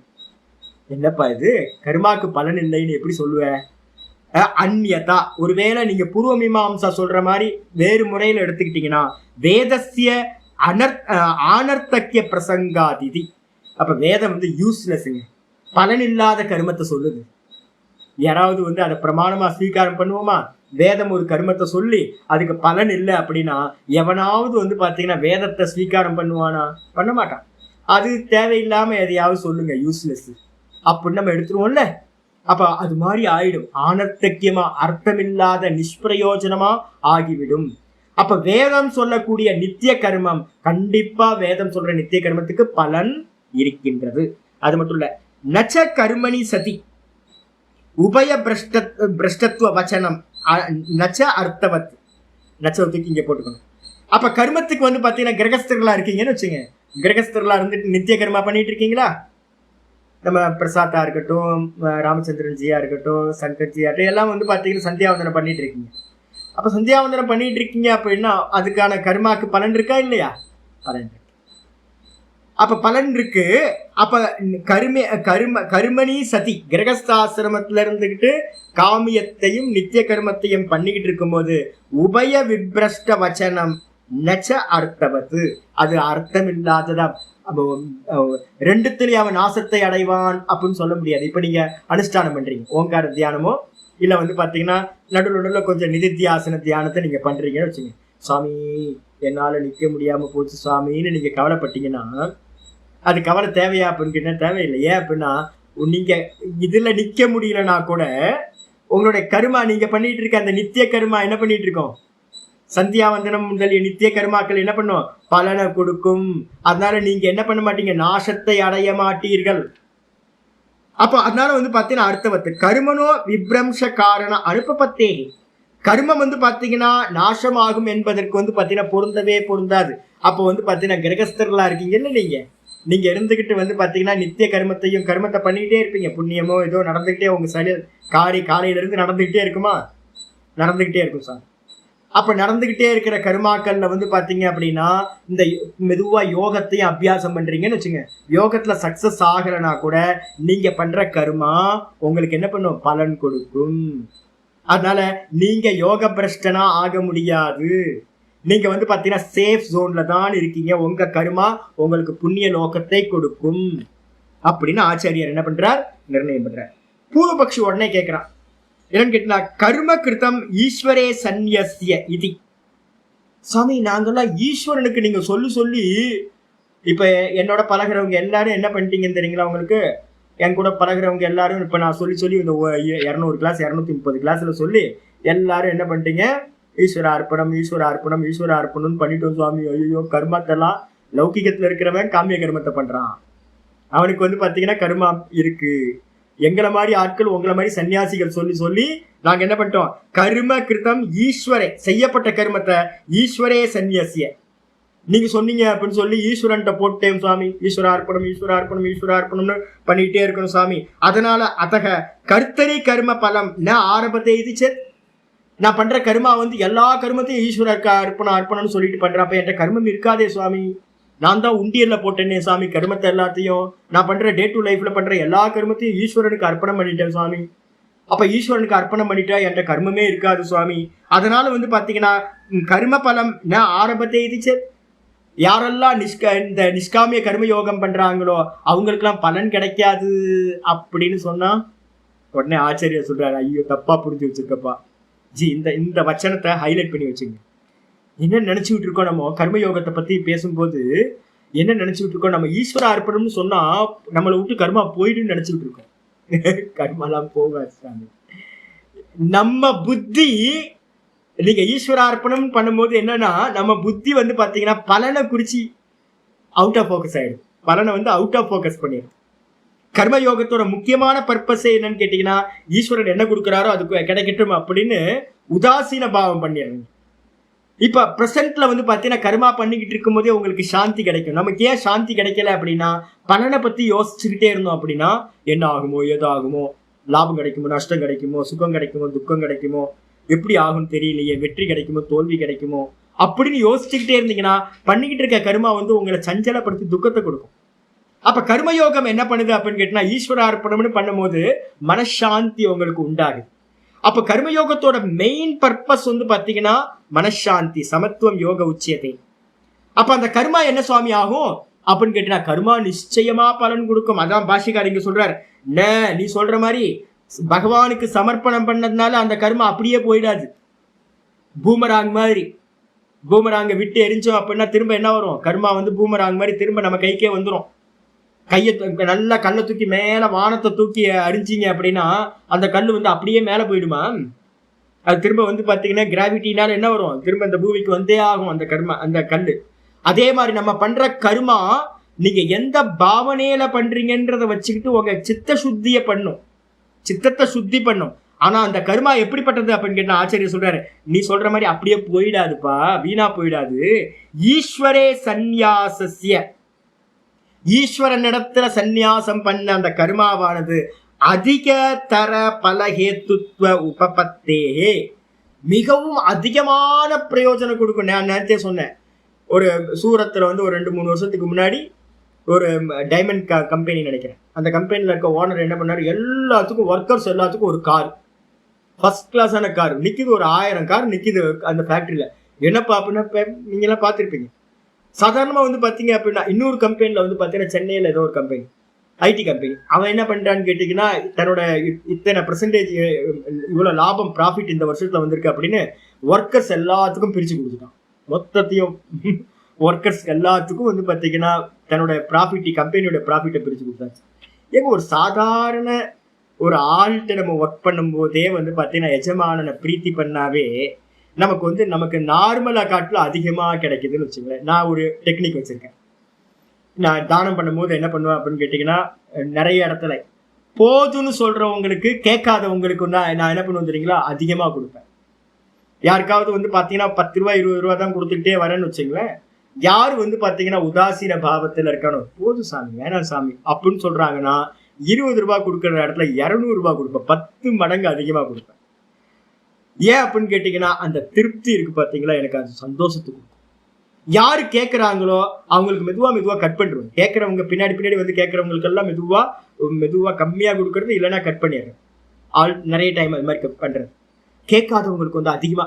ஏங்க ஒரு சாதாரண பெர்சன் எனக்கே வந்து பாத்தீங்கன்னா யாரும் தொந்தரவு பண்ணல அப்படின்னா அதிகமா அள்ளி கொடுக்கணும்னு எனக்கு தோணுது. இவர் தொந்தரவே பண்றது இல்லை, கேட்கறதே இல்லை, அப்ப அதிகமா கொடுக்கலாம் அப்படின்னு.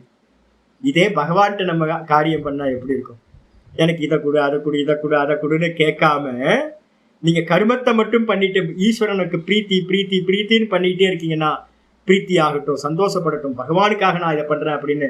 அப்ப பகவான் என்ன பண்ணுவார், ரொம்ப சந்தோஷமா வரல. கேட்கிறவங்க இந்த உலகத்துல அதிகம், கேட்காதவங்களுக்கு வந்து பாத்தீங்கன்னா பகவான் என்ன பண்ணுவார்னா ரொம்ப பலன். கேட்க மாட்டேன்றாயா, நல்லா குடி உனக்கு 10 டைம்ஸ் அதிகமா கொடு, 20 ரூபாய் தட்சணை கொடுக்குற, மற்றவங்களுக்கு எல்லாம் கொடுக்குற அப்படின்னா 200 ரூபாய் ஒரு மனுஷனே நானே கொடுக்குறேன் அப்படின்னா, அப்ப பகவான் என்ன பண்ணுவாரு, 200 மடங்கு அதிகமா கொடு அப்படின்னு சொல்லுவார். ஆச்சாரியர் சொல்றார், சந்நியாசஸ்ய ஈஸ்வரே சந்நியாசஸ்ய கர்மனஹா, இந்த ஈஸ்வரனுக்கு சமர்ப்பணம் பண்ணக்கூடிய கர்மத்திலிருந்து அதிகதர பலஹேத்துவ உபபத்தே, அதிகமான பலன் கிடைக்கும் என்பது பொருத்தமாகும்.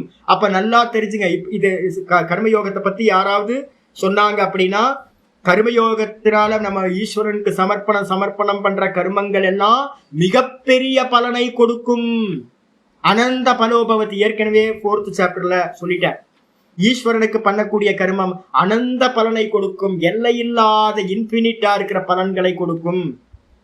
என்ன கொடுக்கும், மெதுவா மோட்சத்தை கொடுத்துருங்க. மற்றவெல்லாம் இந்த உலகத்தை வச்சு நல்லா சந்தோஷப்பட்டும் துக்கப்படட்டும்.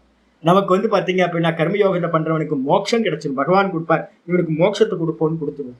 அப்ப அதனால வந்து பாத்தீங்க அப்படின்னா கர்மயோகத்தோட நம்ம பண்ணக்கூடிய கர்மம் பலன் இல்லாம போயிடும் அப்படின்னு மட்டும் நினைக்காதீங்க. அப்ப நமக்கு என்ன சுவாமி அப்படின்னா, நம்மளுடைய புத்தி வந்து பாத்தீங்கன்னா பலன் மேல சிந்தனை இல்லாம போயிடும். அப்ப மனசு வந்து பாத்தீங்கன்னா சாந்தத்தை அடைஞ்சும். அப்ப பலன் மேல ஆசைப்படுறவனுக்கு சஞ்சலமான புத்தி இருக்கும். பலன் மேல ஆசை இல்லாம ஈஸ்வரார்ப்பணமா பண்றவனுக்கு புத்தி வந்து பாத்தீங்கன்னா சஞ்சலம் இல்லாம போகும். கூட வந்து பாத்தீங்கன்னா ஈஸ்வரனுக்கு பண்ற கர்மா மிகப்பெரிய பலனை கொடுக்கும். கேட்காத பிள்ளைக்கு அதிகமா கொடுப்பார், கேட்டவங்களுக்கு கம்மியா கொடுப்பார் பகவான். கேட்டது மட்டும்தான் கிடைக்கும். நான் நிறைய வாட்டி என்ன பண்ணுவேன் அப்படின்னு கேட்டிங்கன்னா, இங்கே வியாபாரம் பண்ணும்போது சரி என்கிட்ட வந்து வியாபாரம் பண்ணுறவங்கலாம் வந்து ரேட்டே சொல்ல மாட்டேன். நான் கேட்பேன் எவ்வளோ ஆச்சு அப்படின்னு. ஏதாவது நான் கடைக்கு போகிற வரேன்னா ஏதாவது கேட்குறேன்னு வச்சுங்களேன், எவ்வளோ ஆச்சு அப்படின்னு. நீங்களா கொடுங்க சாமி அப்படின்னு. நீங்களா கொடுங்க சாமி, நீங்களா கொடுங்க சாமி அப்படின்னு. இது ஒரு பெரிய டெக்னிக் இந்த வியாபாரிகள்கிட்ட. நான் வந்து பார்த்தீங்கன்னா 10 முறை கேட்பேன், ஜி சொல்லுங்கள் நீங்கள் எவ்வளோன்னு சொல்லுங்கள், எனக்கு தெரியாது இது என்ன ரேட்டு எதுக்காக எவ்வளோ பண்ணுறீங்க அப்படின்னு கேட்டால் அவங்க பதிலே சொல்ல மாட்டாங்க. ஏன் அப்படின்னா அவங்களுக்கு ஒரு நம்பிக்கை இருக்குது, சாமி வந்து பார்த்தீங்கன்னா அள்ளி கொடுப்பார். 10 ரூபா பொருளை வந்து பார்த்தீங்கன்னா சாமி மனசு போல கொடுத்தாருன்னா என்ன பண்ணுவார், 10 ரூபாய்க்கு வந்து பார்த்தீங்கன்னா 100 ரூபாய் எடுத்து கொடுப்பார் அப்படின்னு அவங்களுக்கு தெரியும். அதனால வந்து பார்த்தீங்கன்னா என்கிட்ட விலையே சொல்ல மாட்டாங்க யாரும். நான் என்ன பண்ணுவேன், எனக்கு மனசில் தோன்றதை எடுத்து திருப்தியாக கொடுத்துருவேன்.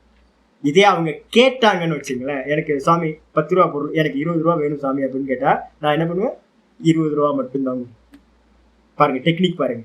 அப்போ அதே மாதிரி பகவான்கிட்ட வந்து பார்த்தீங்கன்னா காமிய கருமங்களை எல்லாத்தையும் எனக்கு வந்து பார்த்தீங்கன்னா இது வேணும் இது வேணும் இது வேணும் இது வேணும் நீங்கள் கேட்டீங்க அப்படின்னா பகவான் நீங்கள் கேட்டதை மட்டும்தான் கர்ம பலனுக்கு கொடுப்பார், கர்ம பலனாக கொடுப்பார். இதே வந்து பார்த்தீங்கன்னா பகவானே நீயே பார்த்து ஏதாவது கூட அப்படின்னு சொன்னீங்கன்னா, ஒரு சாதாரண ஒரு ஆள் நானே வந்து 10 ரூபா கொடுக்குற வேண்டிய இடத்துல 100 ரூபாய் அள்ளி கொடுக்குறேன் அப்படின்னா அப்போ பகவானை வந்து பார்த்து பகவானை நீயா பார்த்து எது வேணா கொடு. பகவான் ஏதாவது கெட்டதா பண்ணிடுவாரா, இல்லை அல்பமா ஏதாவது கொடுத்துருவாரா? யோசிச்சு பாருங்க. அவர் கஞ்சூசா? அவர் வந்து அள்ளி கொடுக்கறதுல வந்து பார்த்தீங்கன்னா கருணை, பெரிய கருணை உள்ளவர். இந்த மொத்த வெல்த் அவரோட தானே, அள்ளி கொடுப்பார். அள்ளி நான் ஒவ்வொருத்தையும் போகும்போது சொல்லுவேன், எனக்கு மனசு நிறைய இருக்கு, உங்களுக்கு 1 லட்சம் ரூபாய் கொடுக்கணும்னு ஆசை தான் இருக்கு, என்கிட்ட இவ்வளவுதான் இருக்கு அப்படின்னு சொல்லி தான் கொடுப்பேன். நான் கொடுக்கும் போதே வந்து பார்த்தீங்கன்னா கஷ்டப்பட்டு சில இடத்துல கொடுக்கும்போது ஐயோ நிறைய கொடுக்கலாமே, என்கிட்ட இல்லையே. நான் நேற்று கூட ஒரு வச்சன்னு சொன்னேன், உங்களுக்கு 1 கோடி ரூபாய் நான் வந்து பார்த்தீங்கன்னா பணம் வந்தா உங்களுக்கு 1 கோடி ரூபாய் கொடுக்குறேன் அப்படின்னு. சாமி உங்க வாய்ப்பு கொடுத்தோம் பழிக்கட்டும் சாமி அப்படின்னு. இருந்துருச்சுன்னா என்கிட்ட வந்து 1000 கோடி இருந்துச்சுன்னா 1 கோடி எடுத்து என்ன பண்ணியிருப்பேன், கொடுத்துருப்பேன். அப்ப பகவான்கிட்ட வந்து பாத்தீங்கன்னா அந்த மொத்த வெல்த் 7 லோக்கங்களும் அவரோடது. அப்ப அவர்கிட்ட வந்து நீங்க என்ன பண்றீங்க, இது உன் இஷ்டப்படி எனக்கு ஏதாவது கொடுப்பா போதும், நான் கர்மா பண்றேன், உனக்கு பிரீத்தி ஆனா போதும் அப்படின்னு நம்ம பண்றோம் அப்படின்னா பலன் எப்படி கிடைக்கும்? அல்பமா கிடைக்குமா? அல்பமாலாம் கிடைக்கவே கிடைக்காது.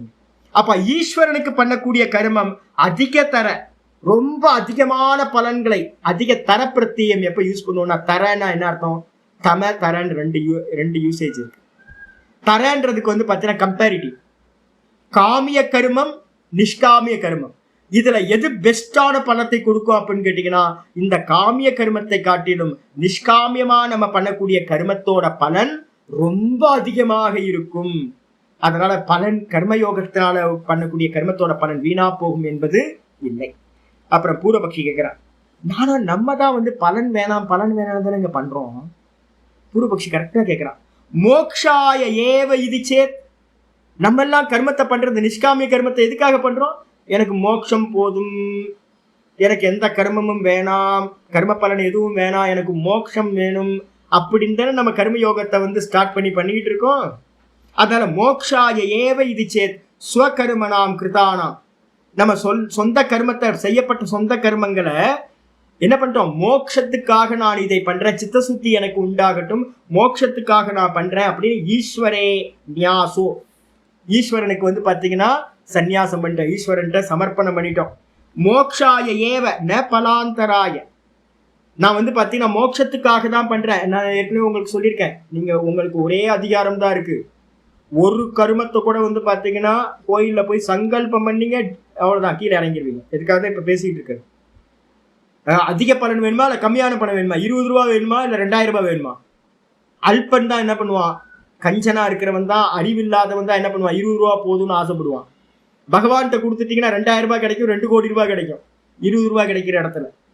அப்போ அதனால என்ன பண்ணுங்கன்னு கேட்டிங்கன்னா, இப்போ பாடம் படிச்சுட்டு இருக்கவங்க எல்லாரும் எந்த சங்கல்பமும் இல்லாமல் பகவானுக்கு பார்த்து என்ன கொடுக்குறாரோ அது கொடுக்கட்டும். அவர் தான் வந்து பார்த்தீங்கன்னா சூப்பர்வைசர், எல்லாம் என்ட்ரி போட்டுட்டு இருக்கார். உள்ள இருந்துக்கிட்டு நமக்குள்ளார இருந்துக்கிட்டு சித்திரகுப்தனா இருந்துக்கிட்டு சித்தசிய வாசுதேவன் தான் உள்ள உட்கார்ந்துருக்கார். நீங்க பண்ற எல்லா கருமத்தையும் என்ன பாவத்தோட ஸ்வீகாரம் பண்றீங்கன்னு பார்ப்பார். பார்த்து அதுக்கேற்ற மாதிரி ரெக்கார்டை மெயின்டைன் பண்றார். ஒரு MM கூட பிசுராம வந்து பார்த்தீங்கன்னா பலன் கொடுக்குற கர்ம பல தாத்தா இருந்துக்கிட்டு. அப்ப நம்ம என்ன பண்ணணும்னு கேட்டீங்கன்னா, எந்த கர்மா பண்ணாலும் ஈஸ்வரனுக்குன்னு ஈஸ்வரனுக்கே போட்டுட்டு இருக்கோம். 5:10 சொன்ன மாதிரி பிரம்மன் யாதாய கர்மா பிரம்மத்தின் இடத்துல ஈஸ்வரன் இடத்துல சமர்ப்பணம் பண்ணிக்கிட்டே பண்றோம். அப்ப பூர்வபக்ஷி கேட்கிறான், மோட்சத்துக்காக நம்ம கர்மயோகம் பண்றோம், வேற பலனே வேணாம் சாமி, மோட்சம் போதும் மோட்சம் போதும் நம்ம சொல்றோம். ந பலாந்தராய ஈஸ்வரே நியாசோ மோக்ஷாய ஏவ, ஈஸ்வரனுக்கு நம்ம சமர்ப்பணம் பண்றோம் மோட்சத்துக்காக மட்டும்தான். ந பலாந்தராய, பலத்துக்கு எனக்கு வேற பலன் வேணவே வேணாம் அப்படி நம்ம சொல்றோம். யோக சகிதோ யோகா திச்ச விப்ரஷ்டக, நம்ம என்ன பண்றோம்னு கேட்டீங்கன்னா யோகத்தோட கூடி. இப்ப கிரகஸ்தாசிரமத்துல இருந்துட்டு கர்மத்தை பண்ணிட்டு இருக்கீங்க, உங்களுக்கெல்லாம் என்ன யோகம்? கர்ம யோகம். இந்த கர்ம யோகத்தை பண்ணிட்டு இருக்கும் போது யோகாத்திச்ச விப்ரஷ்ட இதி, அவன் பாத்தீங்கன்னா ஈஸ்வரனுக்கு சமர்ப்பணம் பண்ணிட்டே இருக்கான், எனக்கு வேற பலன் வேணாம் வேற பலன் வேணாம்னு சொல்றோமே சாமி. அப்போ பலன் வேணாம் தானே சொல்றோம், அப்ப பலன் கிடைக்காம போயிடும். நான் பாத்தீங்கன்னா மோட்சத்தையும் அடையாம கர்ம பலனை பாத்தீங்கன்னா சன்னியாசமும் பண்ணிட்டேன், யோகத்திலையும் நிக்கல, ஆத்ம தியானத்திலையும் நிக்கல, அப்ப வீணா தானே போயிடும். நான் தானே சொல்றேன் சங்கல்பம் பண்ணும் போதே எனக்கு வேறு பலன் வேண்டாம், நான் மோட்சம் தான் வேணும். அப்ப இந்த ஜென்மத்துல மோட்சம் கிடைக்கல, சொரூபத்துல நிக்க முடியல, அப்ப நான் பண்ண கருமாக்கள் எல்லாத்தையும் ஈஸ்வரனுக்கு சொல்லி கொடுத்துட்டேன். அப்படி இருக்கும்போது அத்தக தம் பிரதி நாச ஆசங்கா யுக்தா ஏவ இதுச்சு, அப்ப அவனை குறிச்சு பாத்தீங்கன்னா அவன் என்ன ஆவான், அவன் நாசமா போயிடுவானே அப்படின்னு கேள்வி எடுத்துக்கலாமா அப்படின்னா ஆச்சாரியர் சொல்றாரு, இல்லப்பா. என்ன ஏன்னு கேட்டீங்கன்னா கிரகஸ்தாசிரமத்துல இருந்து நீங்க கர்மயோகம் பண்றீங்க பாத்தீங்களா, இந்த கர்மயோகம் பண்ணும் போதெல்லாம் ஆச்சாரியர் சொன்ன மாதிரிதான், கர்மயோகம் பண்ணீங்கன்னா அது பலன்கள் எல்லாமே என்ன கிடைக்கும்? ஈஸ்வரனுக்கு பண்ண கர்மம் நீங்க நாசமே ஆக மாட்டீர்கள், கண்டிப்பா அது மிகப்பெரிய பலனை கொடுக்கும். அப்ப யோக பிரஷ்டன்ற வச்சனம் கிரகஸ்தர்களுக்கு வருமானு கேட்டீங்கன்னா கிரகஸ்தர்களுக்கு யோக பிரஷ்ட வச்சனம் வரவே வராது. யோக பிரஷ்டன் யாரு அப்படின்னு கேட்டீங்கன்னா யாரு? கர்மத்தை தியாகம் பண்ணிட்டு, கர்ம யோகத்தையும் தியாகம் பண்ணிட்டு, வெறுமனே பாத்தீங்கன்னா யாரு பாத்தீங்கன்னா நிஷ்காமிய பாவத்தையும் விட்டுட்டு வெறும் சொரூபத்துல மட்டும் நிக்கிற முயற்சியில இருக்கிறானோ அவன்தான் அடையாம போயிட்டா யோக பிரஷ்டன் சொல்லப்படுறான் ஒழிய, கிரகஸ்தாசிரமத்துல இருந்துகிட்டு கர்மயோகமா நீங்க பண்ணிட்டு இருக்கீங்களே அந்த கர்மயோகம் நாசத்தை அடையாது, கர்ம பலனை நல்லா கொடுக்கும், அதிகமா கொடுக்கும், நீங்க கேட்காத அளவுக்கு பகவான் அள்ளி கொடுப்பார், அப்ப நீங்க நாசமாக மாட்டீர்கள். அப்ப யாருக்கு பாத்தீங்கன்னா இந்த விஷயத்தை பத்தி பேச்சு வருது அப்படின்னா ஆச்சாரியர் சொல்றாரு என்ன, ஏகாக்கி யதசித்தாத்மா நிராசீர் அபரிக்கிரக பிரம்மச்சாரி விரதே ஸ்திதக இது கர்ம சந்நியாச விதானாத். அப்ப பாத்தீங்கன்னா நிதித்தியாசனத்துல இருக்கிறவனுக்கு பாத்தீங்கன்னா கர்மம் வருமா? வராது. ஏன்னு கேட்டீங்கன்னா நிதித்தியாசனத்துல இருக்கிறவனுக்கு சொல்லுது ஏகாகி, கர்மம் பண்றதுக்கு யார் வேணும்? ஒய்ஃபோட சேர்ந்துதான் பண்ணணும். நான் நமஸ்காரம் பண்ணும் போதே கூட சொல்றோம், பதிபத்தினி வந்தாங்கன்னா தனித்தனியா நமஸ்காரம் பண்றதையே நாங்க என்கரேஜ் பண்ண மாட்டோம், 2 பேரும் சேர்ந்து பதிபத்தினியா தான் நமஸ்காரமே பண்ணணும். அப்ப பாத்தீங்கன்னா எல்லா காரியத்துக்கும் என்னது, எந்த கர்மா சங்கல்பம் பண்றதா இருந்தாலும் பதிபத்தினியா உட்கார்ந்துகிட்டு தான் சங்கல்பமே பண்ண முடியும் கர்மத்துக்கு. அப்ப பாத்தீங்க அப்படின்னா ஏகாக்கின்ற வச்சனம் பாத்தீங்கன்னா சொல்லப்பட்டிருக்கு, நிதித்தியாசனத்துல இருக்கிறவன் ஏகாக்கியா இருக்கணும். ஏகாக்கின்னு என்ன அர்த்தம்? தனிச்சவனா இருக்கணும். ஒய்ஃபை பாத்தீங்கன்னா கூட்டிட்டு போக முடியாது, காட்டுக்கு நான் நிதித்தியாசனம் போறேன், இப்ப நீங்களாம் பக்குவப்படுங்க, அதுக்காக இதெல்லாம் பிரச்சனைலாம் வருது. சாமி நான் ஒய்ஃபையும் கூப்பிட்டு போலாமா சாமி, நான் நிதித்தியாசனத்துக்கு ஒய்ஃபை கூப்பிட்டு போலாமா அப்படின்னா ஒய்ஃப் எல்லாம் கூட்டிட்டு போக முடியாது. ஏகாக்கி தனிச்சவனா இருக்கணும்.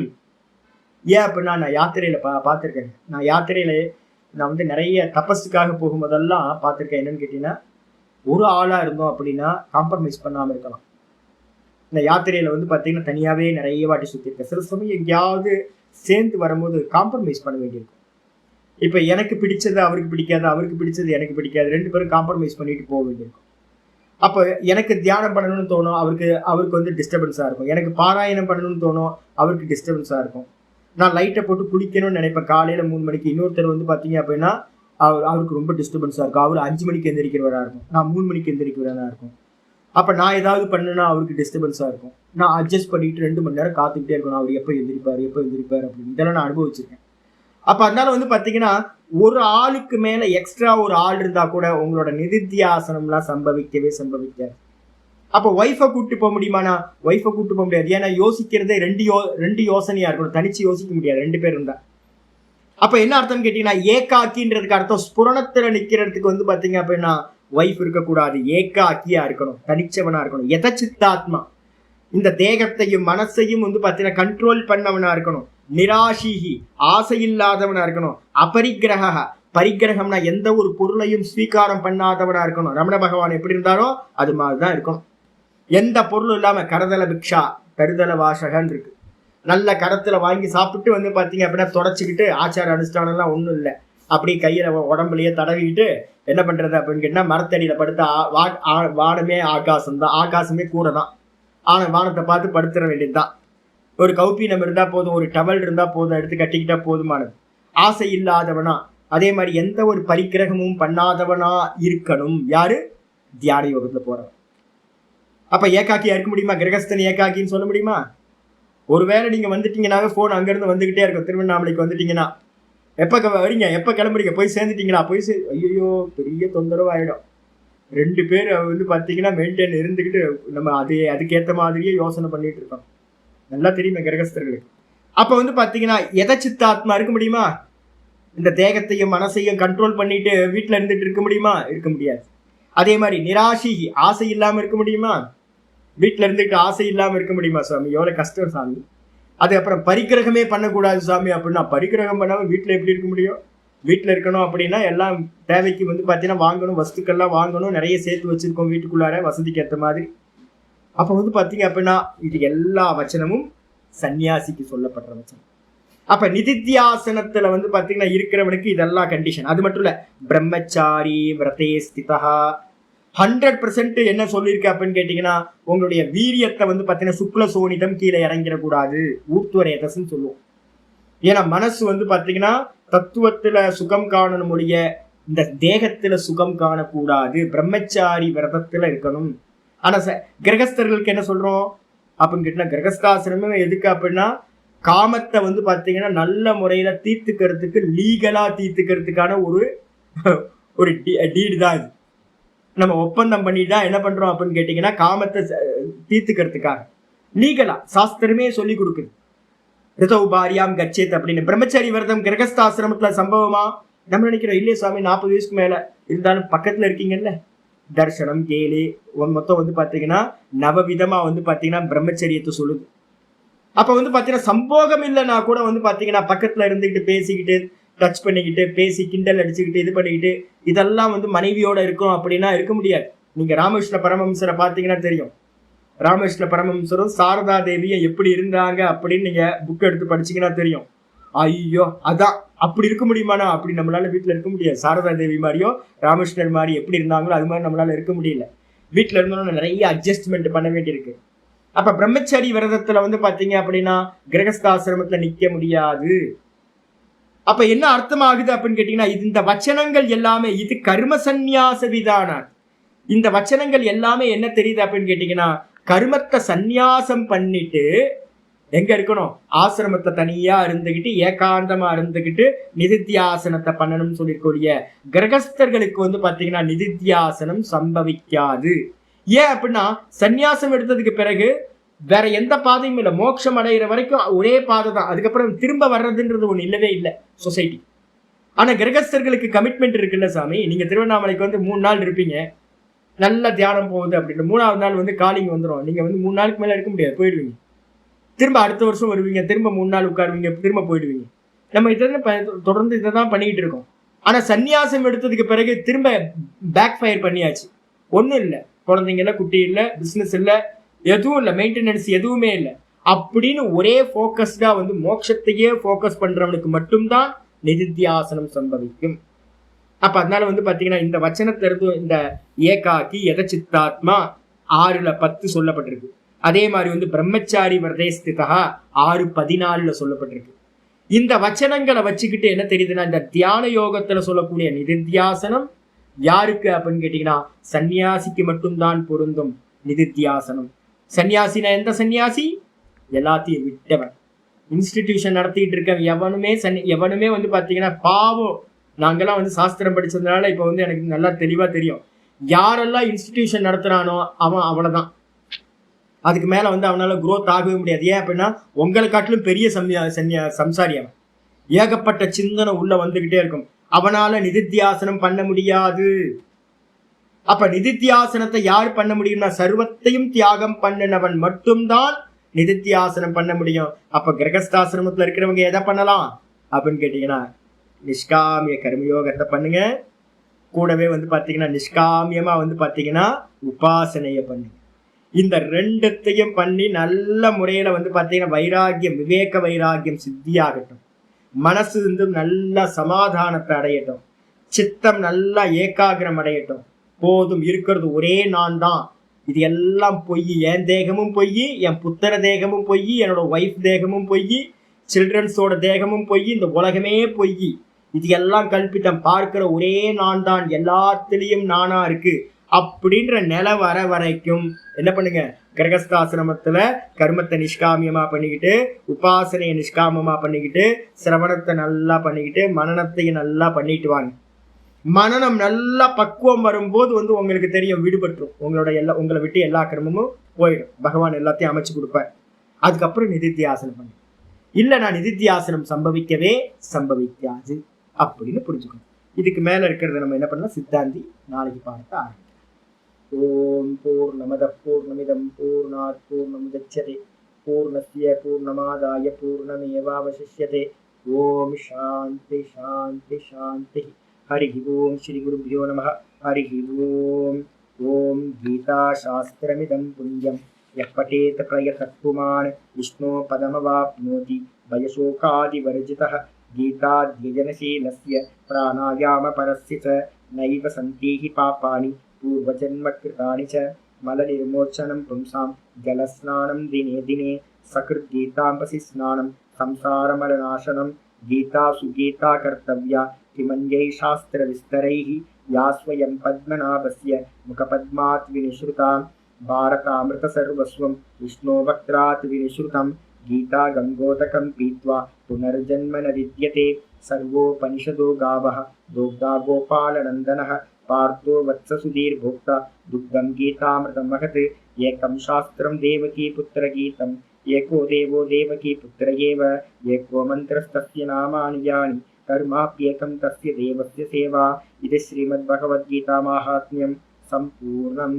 ओम श्री कृष्णाय परमात्मने नमः. श्री कृष्ण कृष्ण कृष्ण.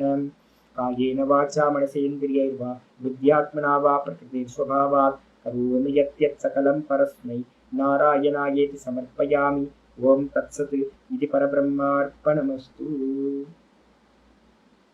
ஸ்திரீகளுக்கெல்லாம் கண்ண மூடி உட்கார்ந்தோன்னு தான் ஞாபகத்துக்கு வரும், கேஸை வந்து ஆஃப் பண்ணனா, சிலிண்டர் ஆஃப் பண்ணனா இல்லையான்னு, பாலை வச்சமே ஸ்டவ் ஆஃப் பண்ணணுமா இல்லையா, அதுக்கப்புறம் உட்கார்ந்ததுக்கு பிறகுதான் கேட்டை வந்து மெயின் கேட்டை வந்து க்ளோஸ் பண்ணணுமா இல்லையா, எவனா வந்துட்டான்னு என்ன பண்ணுறது, நாய் உள்ளே வந்துருச்சுன்னா என்ன பண்ணுறது, அப்புறம் உட்கார்ந்த மாத்திரம் தான் தெரியும், துணியை காய போட்டிருந்தோமே டெரஸில் மழை வந்துருச்சுன்னா என்ன பண்ணுறது, விதவிதமாக ஸ்திரீகளுக்கு தெரியுமே. உங்களுக்குலாம் என்னெல்லாம் வருமோ அதெல்லாம் எனக்கு வந்துட்டு இருக்கு, அதுக்காக தான் நான் சொல்கிறேன்.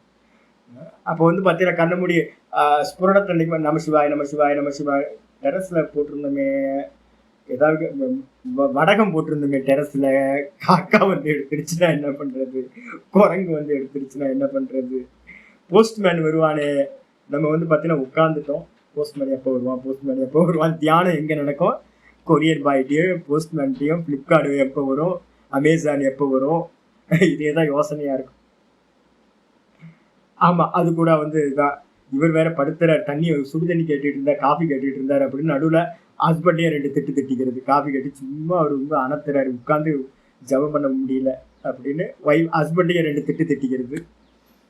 அப்போ நமக்கு தெரியல என்ன ஸ்ட்ரகிள்லாம் இருக்குன்றது தெரியும். அப்போ என்ன பண்ணணும்னு கேட்டிங்கன்னா, என்ன நடந்தாலும் பரவாயில்ல, ஈஸ்வரா இருப்பணும், ஈஸ்வரா இருப்பணும். ஒரு மணி நேரம் உட்காரணும்னா 1 மணி நேரம் என்ன நடந்தாலும் பகவான் பார்த்துப்பார் அப்படின்னு ப்ராக்டிஸ் பண்ண ஆரம்பிக்கும்.